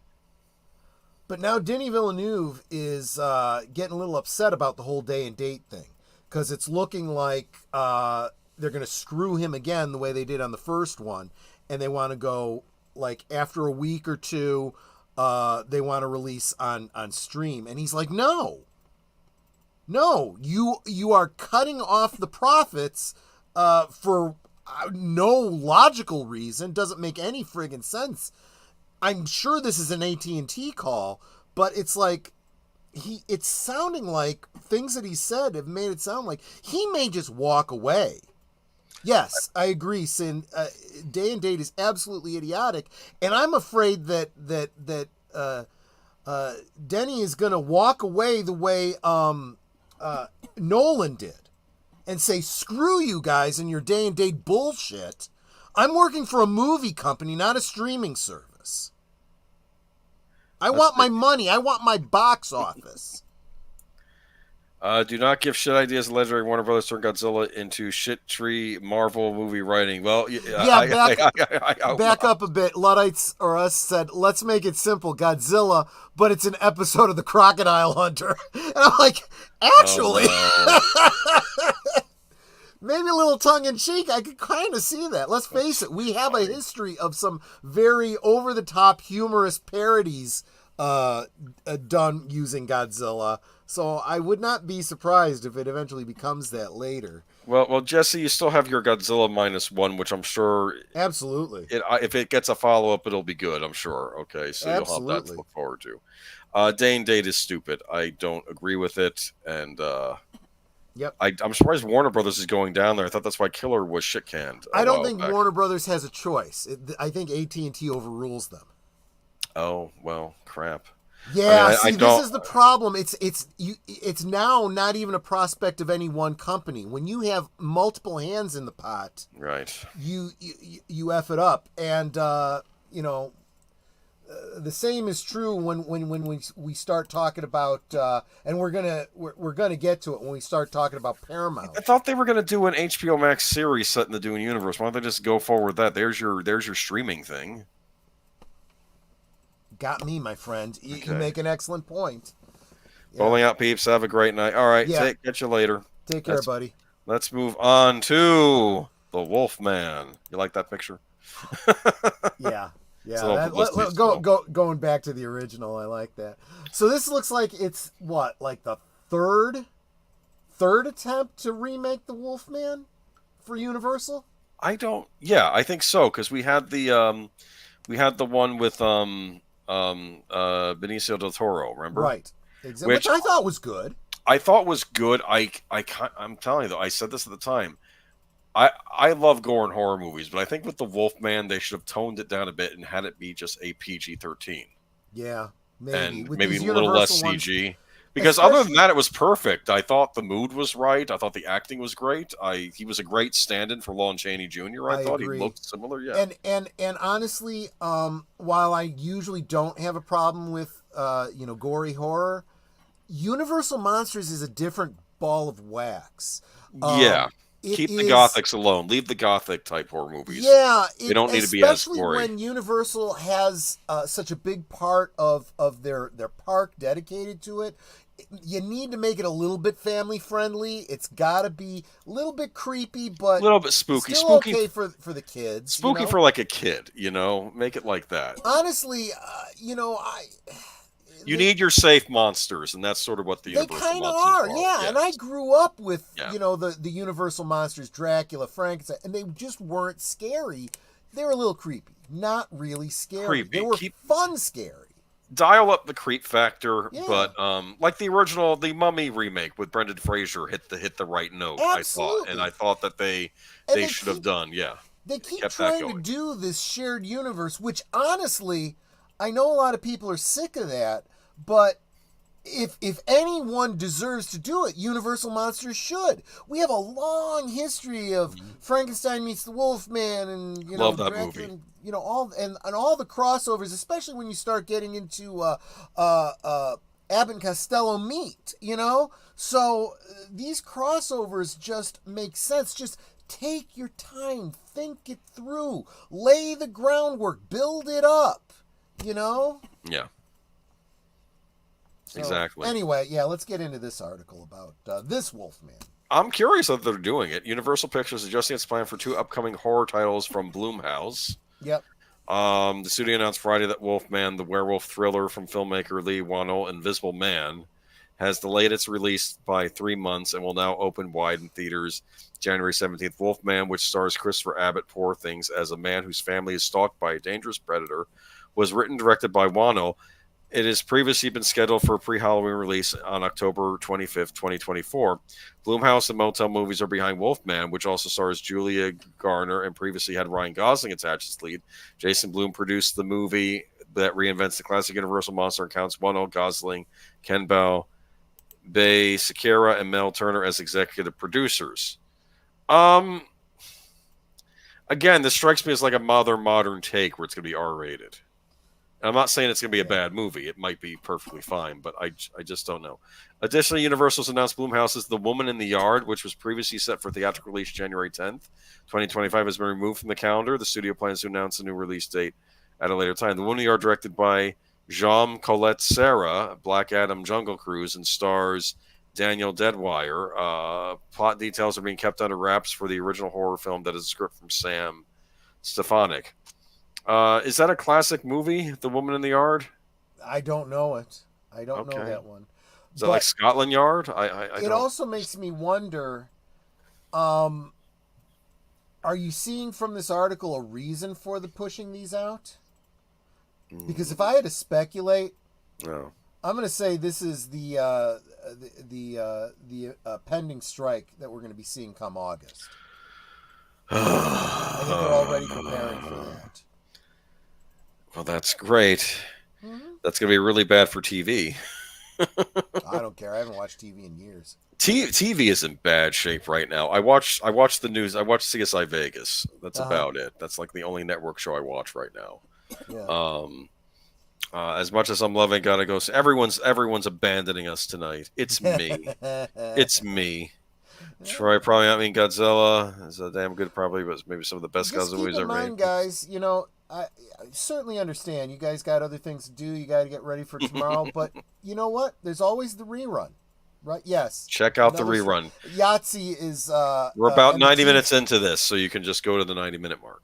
Yeah, the IATSE and the Teamsters have already started posturing for a strike when the contract comes due.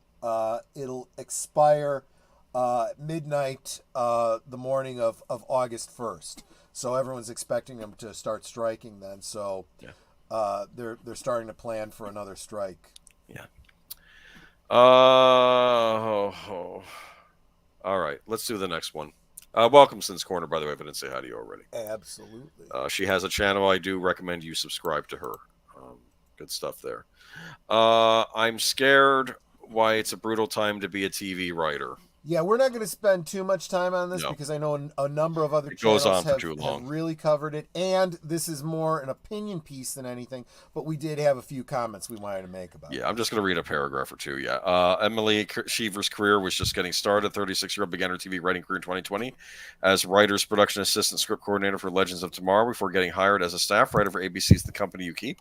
After the drama that marketed Milo Ventimiglia's follow-up to This Is Us was canceled, following a single season shortly after the Writers Guild of America began last May. Cheever had no job to return to when it ended in September. Like scores of other writers at all levels and backgrounds, she doesn't know when or where her next paycheck will come from. People are scared. I'm trying to go back to bartending, she says. A lot of people are wondering what other jobs they can do. I'm close with my old showrunners, and they're supportive of me, but they're looking for jobs. And it just says across the TV landscape, buying has cooled dramatically, and many writers now find themselves in situations like Cheever, with opportunities shrinking as the industry shifts from peak TV to an era of contraction and austerity, a wave of downsizing that kicked off last year when the priorities of Wall Street changed from a focus on subscriber growth to profitability. Mm-hmm. As streamers like Netflix and Max right-size their states, the broadcast pipelines for Peacock, Hulu, and Paramount Plus are drying up. A decade ago, broadcasters collectively ordered as many as 98 pilots today. That number can be counted on one hand. Yeah. So let me just translate what they just said. So instead of focusing on streaming, where we could hide behind the numbers and not tell people, how many shows are not being watched and how we could keep making money from shows that nobody cared about, now Wall Street wants these companies to be profitable. So now we actually have to start putting out good shows, and we got to start, being open about our numbers, which was all part of what they were in the last strike about. And shocker of shockers, nobody wants to see your crap woke, BS shows, that's not what people are watching. And so people are unsubscribing, and they are turning away, and they're turning to alternate options. Kind of a lot of them going back to physical media so they can just go a la carte or take into the high seas. And yeah, Or watching old shows like imagine that. Friends. Imagine you need to be profitable. You need to actually put out good work that people want so that they can pay for it, right? Yeah. But these, honestly, people that complain like this, a bunch of dumbass socialists that think I can just do whatever I want, because I'm an artist and just love Well, my art and just well, have the government well, pay me a stipend. okay. No, sorry, doesn't work that way. To be fair, I don't know if this person is like that. We're just using an example of some of them. No, but what I'm saying is Yes. the I mean, paradigm he's he's hustling and just going laid back to out bartending. Yeah. is exactly that. Yes. You know? Yes. I'm just going by the paradigm he laid out and saying, "Well, I'm sorry, pal, but that's the business model. Don't go wagging your finger at the greedy Wall Street people, because it's the same thing I said when I was talking about Nelson Peltz. If you want your business being the operative effing word here, to be profitable, it actually has to be good. It actually has to be something that people want and will pay for. If they don't want it, they won't pay for it. The money will not come and you will be out of work. Thus endeth Economics 101 for the night." Okay. I'm gonna say though, television lately, I don't know. I feel like there's nothing on. There's no shows I'm really watching except for that CSI redo. And welcome, Chris P. Thanks for joining us. Here we go. Shakira's in the news. Yeah, The this mob one is surprised coming me a little after bit, and her. it should not have. The mob is coming after her. Well, of That's what I've course, heard. because again, these socialists, it's the exact same message that I just said. You want to get your messaging out, but there's people out there that are not willing to pay for that message. I love this. Emasculating. Yep. Shakira and her sons aren't fans of Barbie. Colombian superstar Shakira has said her two sons absolutely hated the Yep. movie Barbie because it was emasculating. Can you imagine that? Adding that she partially agreed. Well, it wasn't made for them. No, I imagine these kids are like at like 8 and 9, Yeah. and I'm like, no, this was emasculating. I'm like, congratulations, you two are men today. That's what I want to say. Instead of the boyfriends that got dragged to the theaters and said they liked it over here, right? I'm just thinking these are like kids. Shakira shared her opinions on the 2023 blockbuster movie in an interview with Beauty Magazine Allure, saying that she prefers pop culture when it attempts to empower women without robbing men of their possibility to be men to also protect and provide. The Grammy-winning singer has two sons, Milan, born in 2013, and Sasha, born in 2015, with her former partner, Spanish footballer Gerard Piqué. If I'm saying his name right. My sons absolutely hated it. They felt that it was emasculating, and I agree to a certain extent, she said. I'm raising two boys. I want them to feel powerful too while respecting women. The two can go hand in hand. You can... I believe in giving women all the tools and the trust that we can do it all without losing our essence, without losing our femininity, the singer continued in the interview published Monday. I think that men have a purpose in society and women have another purpose as well. We complement each other, and that compliment should not be lost. Wow.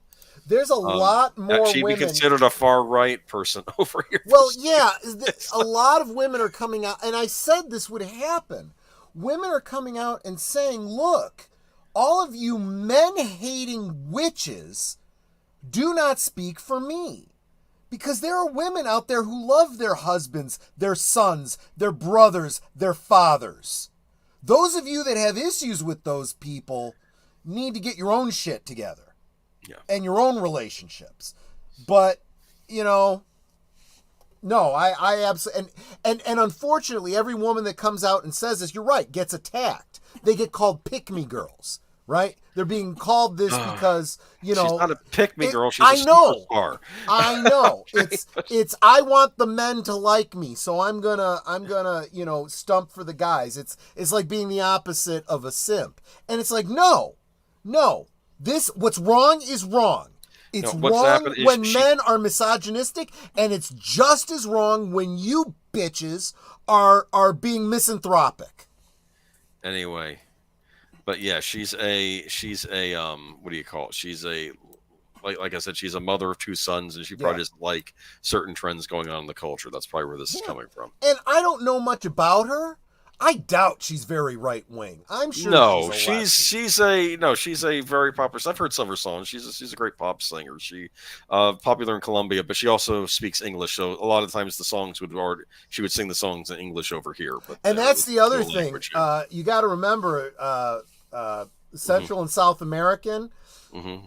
You may not realize this, but a lot more conservative than you think. Probably. They're much more Catholic. They're much more anti communism.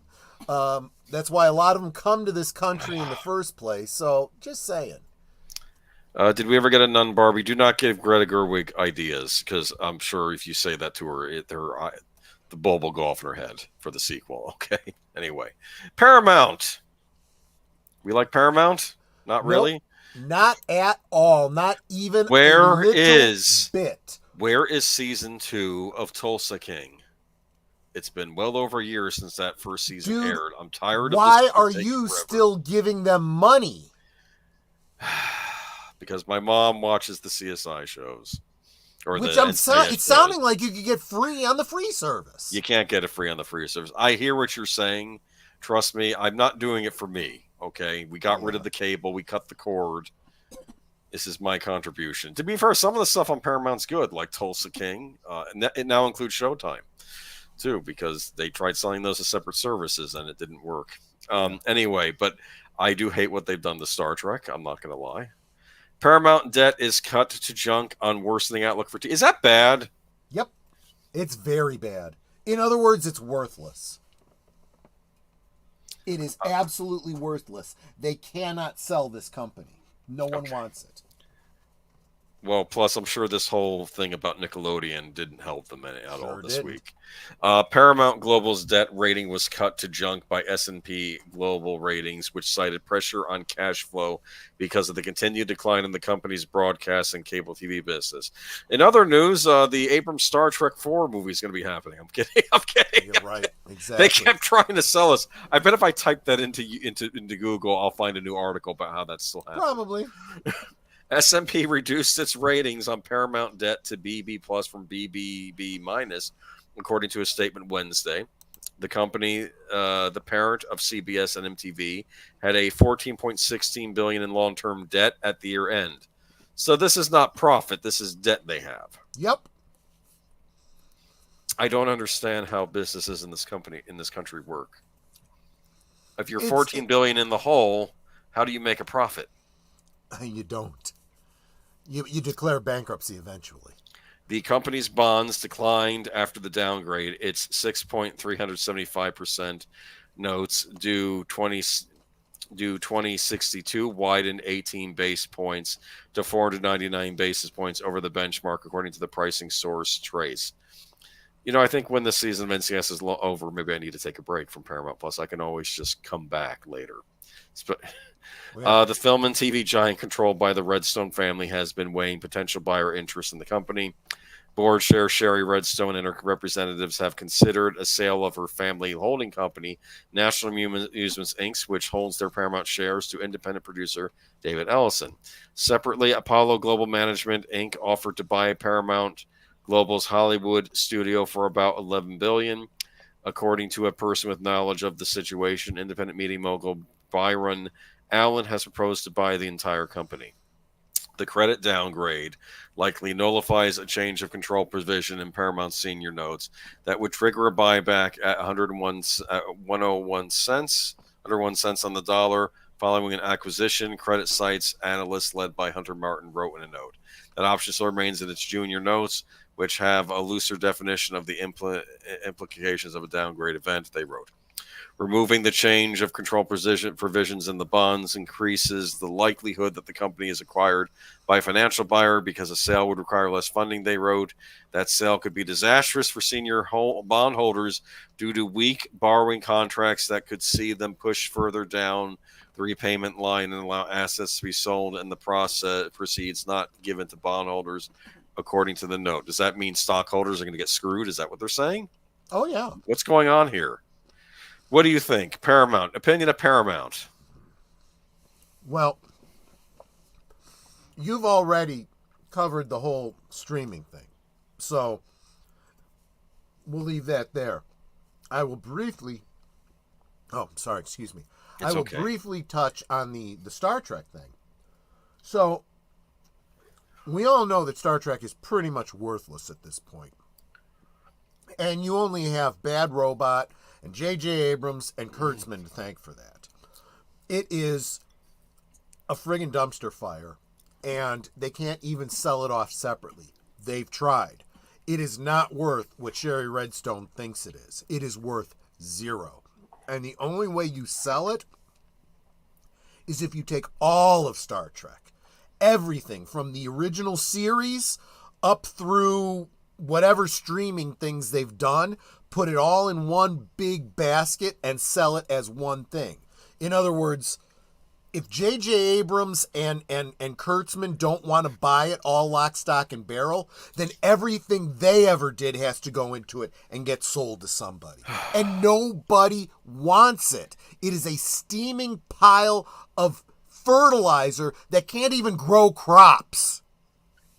But we have that Michelle Yeoh series coming out about the Black Ops Federation thing. The Section 9 or Z or whatever it's called. I don't know. It's like... Right, which they're going to turn into a movie that's going to what? Go directly to stream and make $0. Unless they release it at the theaters. And then it can just flop there. No, they promised the some guy that would be day and date. It could have been Boko box office only if they released it to theaters. Nobody cares. Nobody fucks. I wanted to do a Star Trek Discovery series. I want to know, where is the audience for Star Trek Discovery? How big is it? See, in the old days, kids, we had these things called ratings. Right. And shows would survive because they would have high ratings or low ratings. But with streaming, I don't know how something is doing. Yeah, the only way that you find out is if the stream is on a free service. If it's paid for by ads, then the advertising company has the absolute right to know what the viewership is. You better tell them. You better make that public. Or they say, you know what, I don't know that it's worth what you're trying to charge me for this. Yeah, what did Paramount have? They had Skydance with Tom Cruise, but now he's going over to Warner's, right? Yeah. So is this a sinking ship? It absolutely is, yeah. It absolutely is. Paramount isn't worth jack. You know, I mean, you and I could almost put together the money to buy Paramount. The only problem is you would be buying all the debt that goes with it. That you can't afford. Yeah, well, I'm old school. I remember ratings. Yes, they would tell us. Okay. I don't know. They have nothing on Paramount Plus right now. It's more Star Trek crap. It's more... Why do they have all these Star Trek series going at the same time? Why not just focus on one and make it as good as you can make it? Because these morons literally think it's the only thing that can make them money. But they're too stupid to understand that they're not doing what's necessary to get the money out of it. Star Trek Discovery's last season. Yeah. Yeah. That nobody's watching. Very obnoxious series. I had to bow out of for season 2. Troy, these people should still have their streaming service as a library of their old stuff that's more than 5 years old and none of these new shows. Let me tell you something about this, Jesse. I remember years back they were doing, we're the home of Star Trek. Calling the Paramount Plus the home of Star Trek. And I was on Birdman stream, Soundtracks of Birdman. We were going to watch Star Trek First Contact, right? Yep. And I go on Paramount Plus, and you could hear this live on his stream. Even during the stream, I ranted before we went live too, and I just started going on a rant because it was on there like a week or two earlier. By the time we did our rewatch, it wasn't there. Yep. And I had to go rent a copy on the fly because we weren't doing the Cosby thing or anything like that. So I was not happy. I'm like, I pay for this service. You said it was the home of Star Trek, and lo and behold, none of the movies are on there now. They're now on AMC or some other channel. Again, and I'm like, you were there a couple weeks ago. I'm just going to say, Boomer, I understand you subscribing for family your mom, reasons. But if I were you, you would be saving money by just buying the friggin' Blu-rays. or the Well, I am DVD. going to say this. I think once these seasons wrap up, and especially if we have another strike incoming, I think we take a break from Paramount until they start bringing out, at least until they bring the I next mean, seasons and out. I'd like to believe your mother's if it was my mother, she would totally understand. If I told her, look, the only reason I'm doing this is for you for this show. I will buy you the damn discs. Yeah, You will but the have trouble, them forever. yes. Anyway, we'll talk about this later. Yeah. Okay, I have my reasons. I maybe I will Because look she's a into. real boomer and she can't figure out how to I'm work a not. DVD player. No, this is my mom, dude. I suspect my mom sometimes Quiet. doesn't know either. My Plus, mother plus, actually tried to return DVDs that I gave her that I had burned for her. I'm like, Mom, you're going to get us both arrested. plus, you have to understand though, these shows have to do their season run before they come out on this on the physical service. It's not like PBS. I'll say this for the Brits and for Mhm. PBS. When a show airs on Masterpiece, Uh-huh. it's on DVD like right after. Like they're quick. Yeah. If once it shows on Masterpiece, you like All Creatures Great and Small, but you didn't catch it on PBS, the DVD's out already. As soon as that season ends, it's out. So you can just Yeah. pick it up. We don't get this with American TV, but like I said, it doesn't look like we may be getting too much more American TV as things go, because frankly, we're going to be getting another strike soon. Exactly. And this hurts television more than movies. Trust me on this. Movies can catch up. Television can't. Like the aforementioned canceled series that one was on. Movies are a different animal. It's very weird. Anything that's in the can before they go before the release date is fine, and it'll come out and they'll coast for a little while.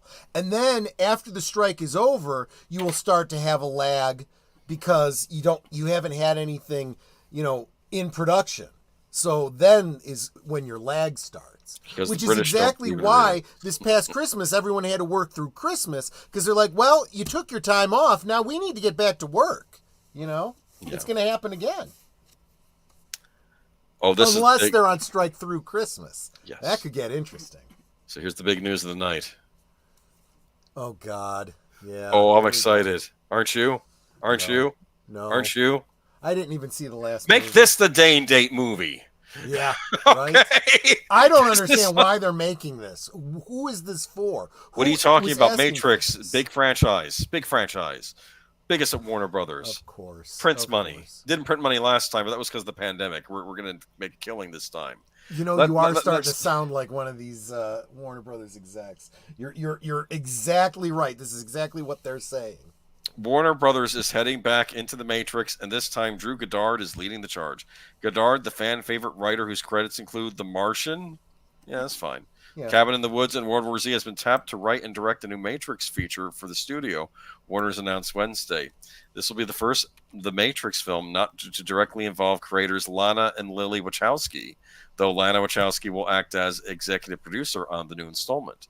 Plot details are being kept hidden on the Nebuchadnezzar, though the studio said Goddard approached the company with a new take to extend the franchise. Drew came to Warner Brothers with a new idea that we all believe could be an incredible way to continue the Matrix world, both by honoring what Lana and Lily began over 25 years ago and offering a unique perspective based on his own love of the series and characters, said Warner Brothers Motion Pictures president of production Jesse Ehrman in a statement. The entire team at Warner Brothers Discovery is thrilled for Drew to be making his new Matrix film, adding his vision to the cinematic canon the Wachowskis spent a quarter of a century building here at the studio. Okay, here's my prediction. There's going to be problems in the Matrix, and things are going to start glitching out all over the place. Oh, wow. And Neo is going to have to leave the Matrix, come into the real world, and then find out that the Matrix has been running on a Commodore 64 that's dying. And so they need to back it all up to a new computer system. And they'll get up to the Apple II. Right, exactly. I have no idea. I don't think the audience at this point gives two shits about the Matrix anymore. No. I think this is long dead. Let's be honest with you. The original trilogy I felt got kind of weak. I wasn't a hater on was it Reloaded? Was that the sequel? What the heck was the sequel I called? don't know. Yeah, The I second think one so. I thought was okay, but I was only because I was fascinated by the end when Neo saw a glitch in the in In Zion, reality, yeah. and I was like, oh my, is Zion another section of the Matrix? Exactly. Is this all bullshit? Is all this whole human fight with the machines? This is all bullshit. And Maybe you there was find never a out war that's with the exactly the machines, and this is case, just yeah. another level of bullshit. And maybe he's in a government facility somewhere, and it's the I had no idea. Like Yeah. I was thinking, it blew my mind when I saw that, and then we get and then it's still the machines, and Yeah. they didn't go with that, and I was just not. No, Yeah. the third movie was it was kind of like the Star No. Wars trilogy, right? You had a Yeah, really good basically, first yeah, one. yeah, Second one was great with a great cliffhanger. The third yeah, one was yeah. okay, an okay No, wrap up, and it should have been friggin' left alone. They no. keep monkeying with it, and they pretty much friggin' destroy it. It's like a horse, Yeah, right? A Revolution's thoroughbred okay. horse that wins all of its races, right? Then it just gets a little too old and it can't win races anymore. And they That's keep what this is. trotting the That's what fucker this out. is. That's It's what like this is. let you put him out to stud. He's done. They think it's still 1999, and the Yeah, kids love the Matrix. I'm sorry, we're all boomers now. Okay, the ones who right. loved this movie when it came out, and it's time to move on.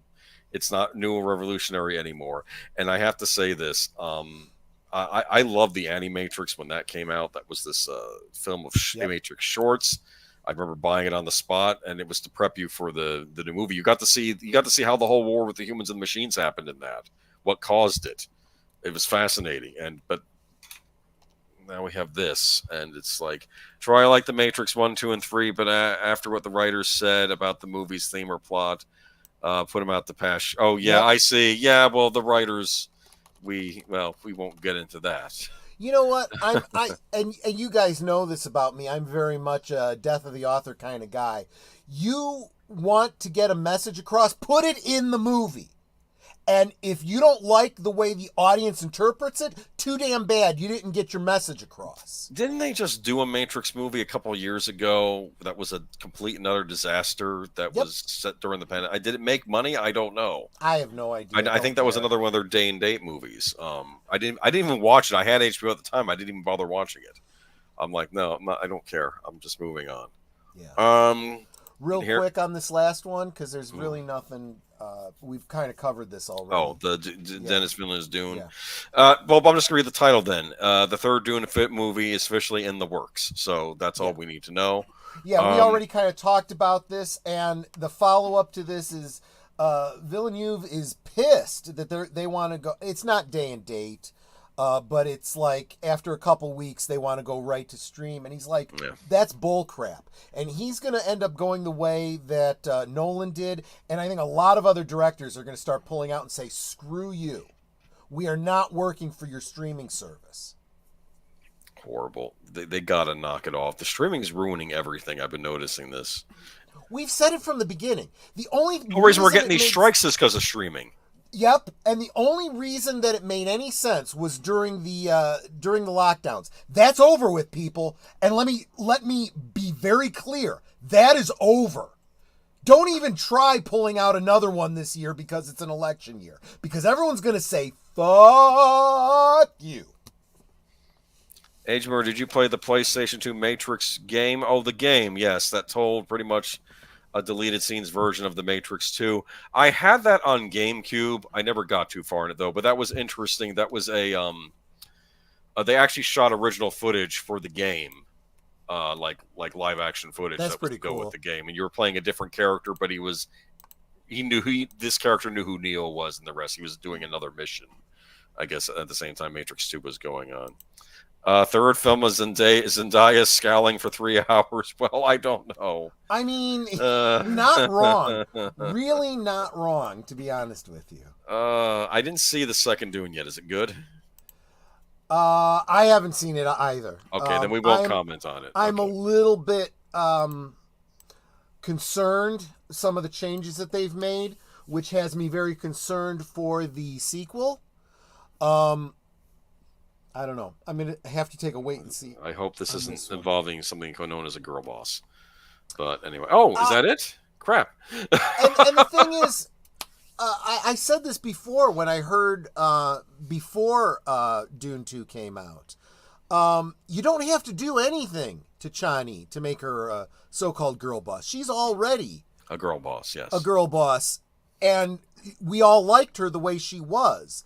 But now they've changed some very subtle things that completely change not only her character, but the message of the movie. The whole message of the movie, and this is the ridiculous thing. This is what I said about the first movie when what's her name, who played Jessica, was talking about, I don't know, fourth wave feminist talking points. And it's like, do you understand the way it's already written already covers everything you would want? You're not thinking, you're not engaging the thinky bits between your ears when you read this script. Okay? And if you monkey with it, you're actually doing a disservice to what you say you want. And the same thing happens by changing Chani's character. The whole idea behind Dune, in a very simple nutshell, is be very careful of charismatic leaders. They will lead you into dictatorial governments and religious zealotism. Okay? Those sound like exactly the kind of things that the woke would want to be all behind. They're anti-religion. They are anti-fascist, or they claim to be anti-fascist, right? But what they're doing is they're taking away Chani being someone who, falls in for the, the fanaticism, right? Being the religious zealot.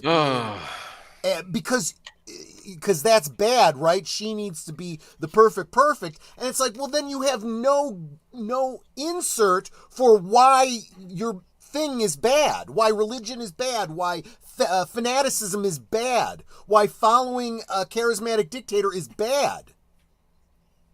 You're not showing us that. Well, I'll find out when I see it. It probably won't be till video, just because I've been so busy. But to be fair, I don't know what it is with me lately. I'm not enthusiastic for movies. Maybe it's this whole I've been in this woke thing more thing because most too of long. It's shit. Most of it's shit. It's not even that, because even the stuff that isn't, it's just not, the quality's not there. Good night, Matanui. You almost made it to the very end, so you we're did about better it. than usual. Yeah. I blame Netflix for streaming service, because Netflix was supposed to replace rental movie sales. When the streaming service came out, the DVD and Blu-ray were going to die out. I know a lot of people had Netflix instead of it. This was 10 years ago. A guy says, "Why do I need DVD and Blu-ray? I have Netflix." I remember some guy talking to saying that. So, and this is what I always tell people. You have Netflix now. Do you know Netflix will be around tomorrow? You never know. And not only that, this Beverly Hills Cop 4 is coming to Netflix, and if I have access to it, I'll watch it. I might even enjoy it. But I don't think it's getting a physical release anywhere.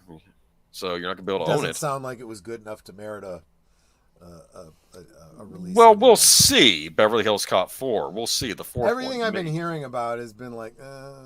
Is it really? No, they made another part 3, didn't they?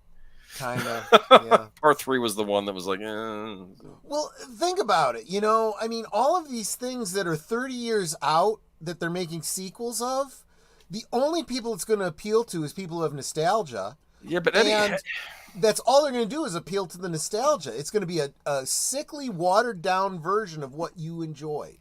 But I still buy Eddie Murphy. I mean, for his age, he's in great shape. I can still buy him as Axel Foley, even at his age. I'll say that for him. I don't even have to buy him as Axel Foley. I just need it to be, entertaining and funny. And I don't think they're going to make it entertaining and funny anymore.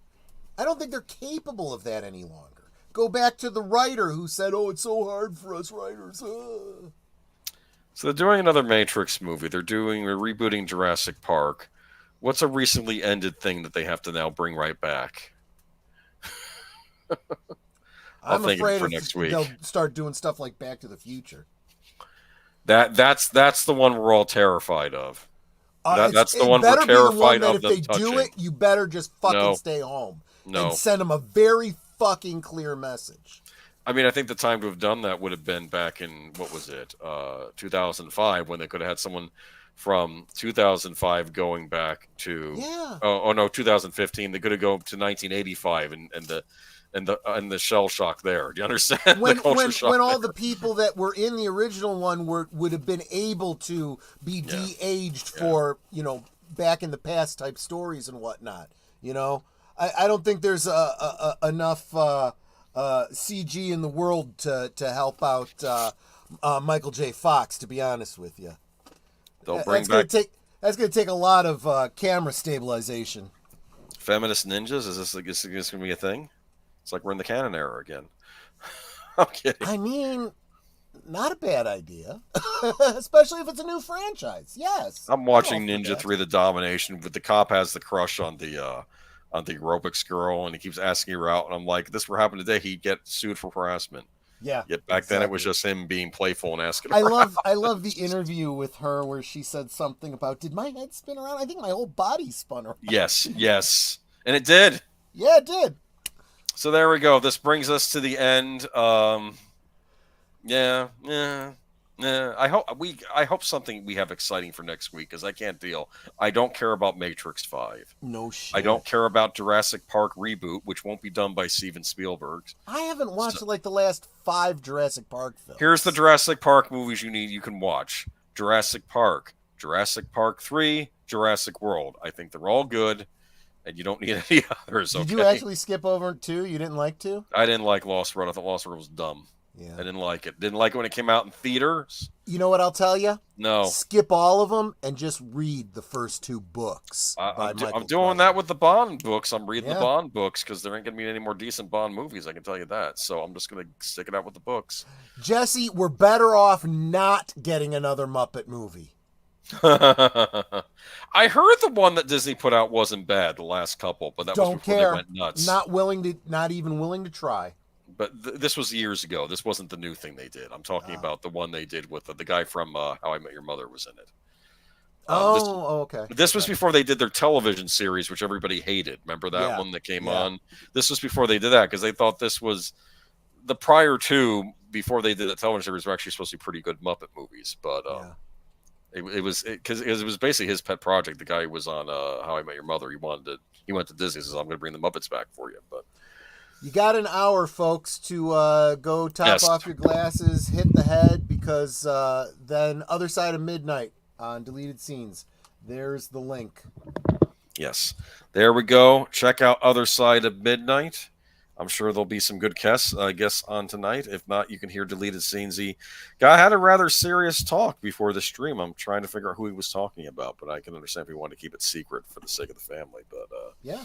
yeah. Oh, thank you, Lady Mist, as always. But yeah, Monday you are doing a double feature on your channel, I correct? am tomorrow night, special time, 8 Central, 9 Eastern. I will be starting. We will be doing a Break-In double feature. Break-In and Break-In 2, Electric Boogaloo.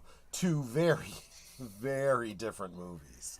These were sort of like the grindhouse movies of the '80s, where the A little bit. films, There is, and actually, you could say that about all the Cannon films. To a certain they extent. when the grindhouse movie Double Feature came out, they had a contest, and what won the contest was Hobo with a Shotgun for a fake trailer. Some guy, people sent Yeah. their fake trailers, and they picked Hobo with a Shotgun. When they made Hobo with a Shotgun into an actual movie, they said they weren't trying to make it like '70s grindhouse. They were trying to make it like '80s sleaze grindhouse, like movies like Death Wish and things like that. That's what they were Sure. going for. But yeah, definitely check out Troy's channel tomorrow night for the I mean, Break-In double I'll feature. put it this way: the first Break-In movie was a Important pop movie. cultural Phenom. paradigm changing Yeah. movie. More than I think you may realize. I think that there's a lot of things that I'm going to reference that wouldn't have existed without Break-In. And it's a much better film than you might think. Chances are a lot of you probably have never even seen it. Great soundtrack. And then there's Breaking 2 Electric Boogaloo, which was a sequel. With some innovative dance numbers in it. And it's the reason we have the Electric Boogaloo meme for sequel nomenclatures, and we laugh about it. it happened. It happened. But it's worth kind of seeing the two and doing a compare and contrast. If you can stick with me, I will of course have the movie both movies streaming on Cosme. I will start out with the first movie on YouTube, and then we'll jump over to Rumble for Electric Boogaloo. Oh yeah, Rucker Hauer was in the feature version of Hobo with a Shotgun. Ah, that makes sense. Yes, I can see that. Sure. it was pretty. Also, the guy who was in Lex, who played Stanley Tweedle, he was in it. Okay.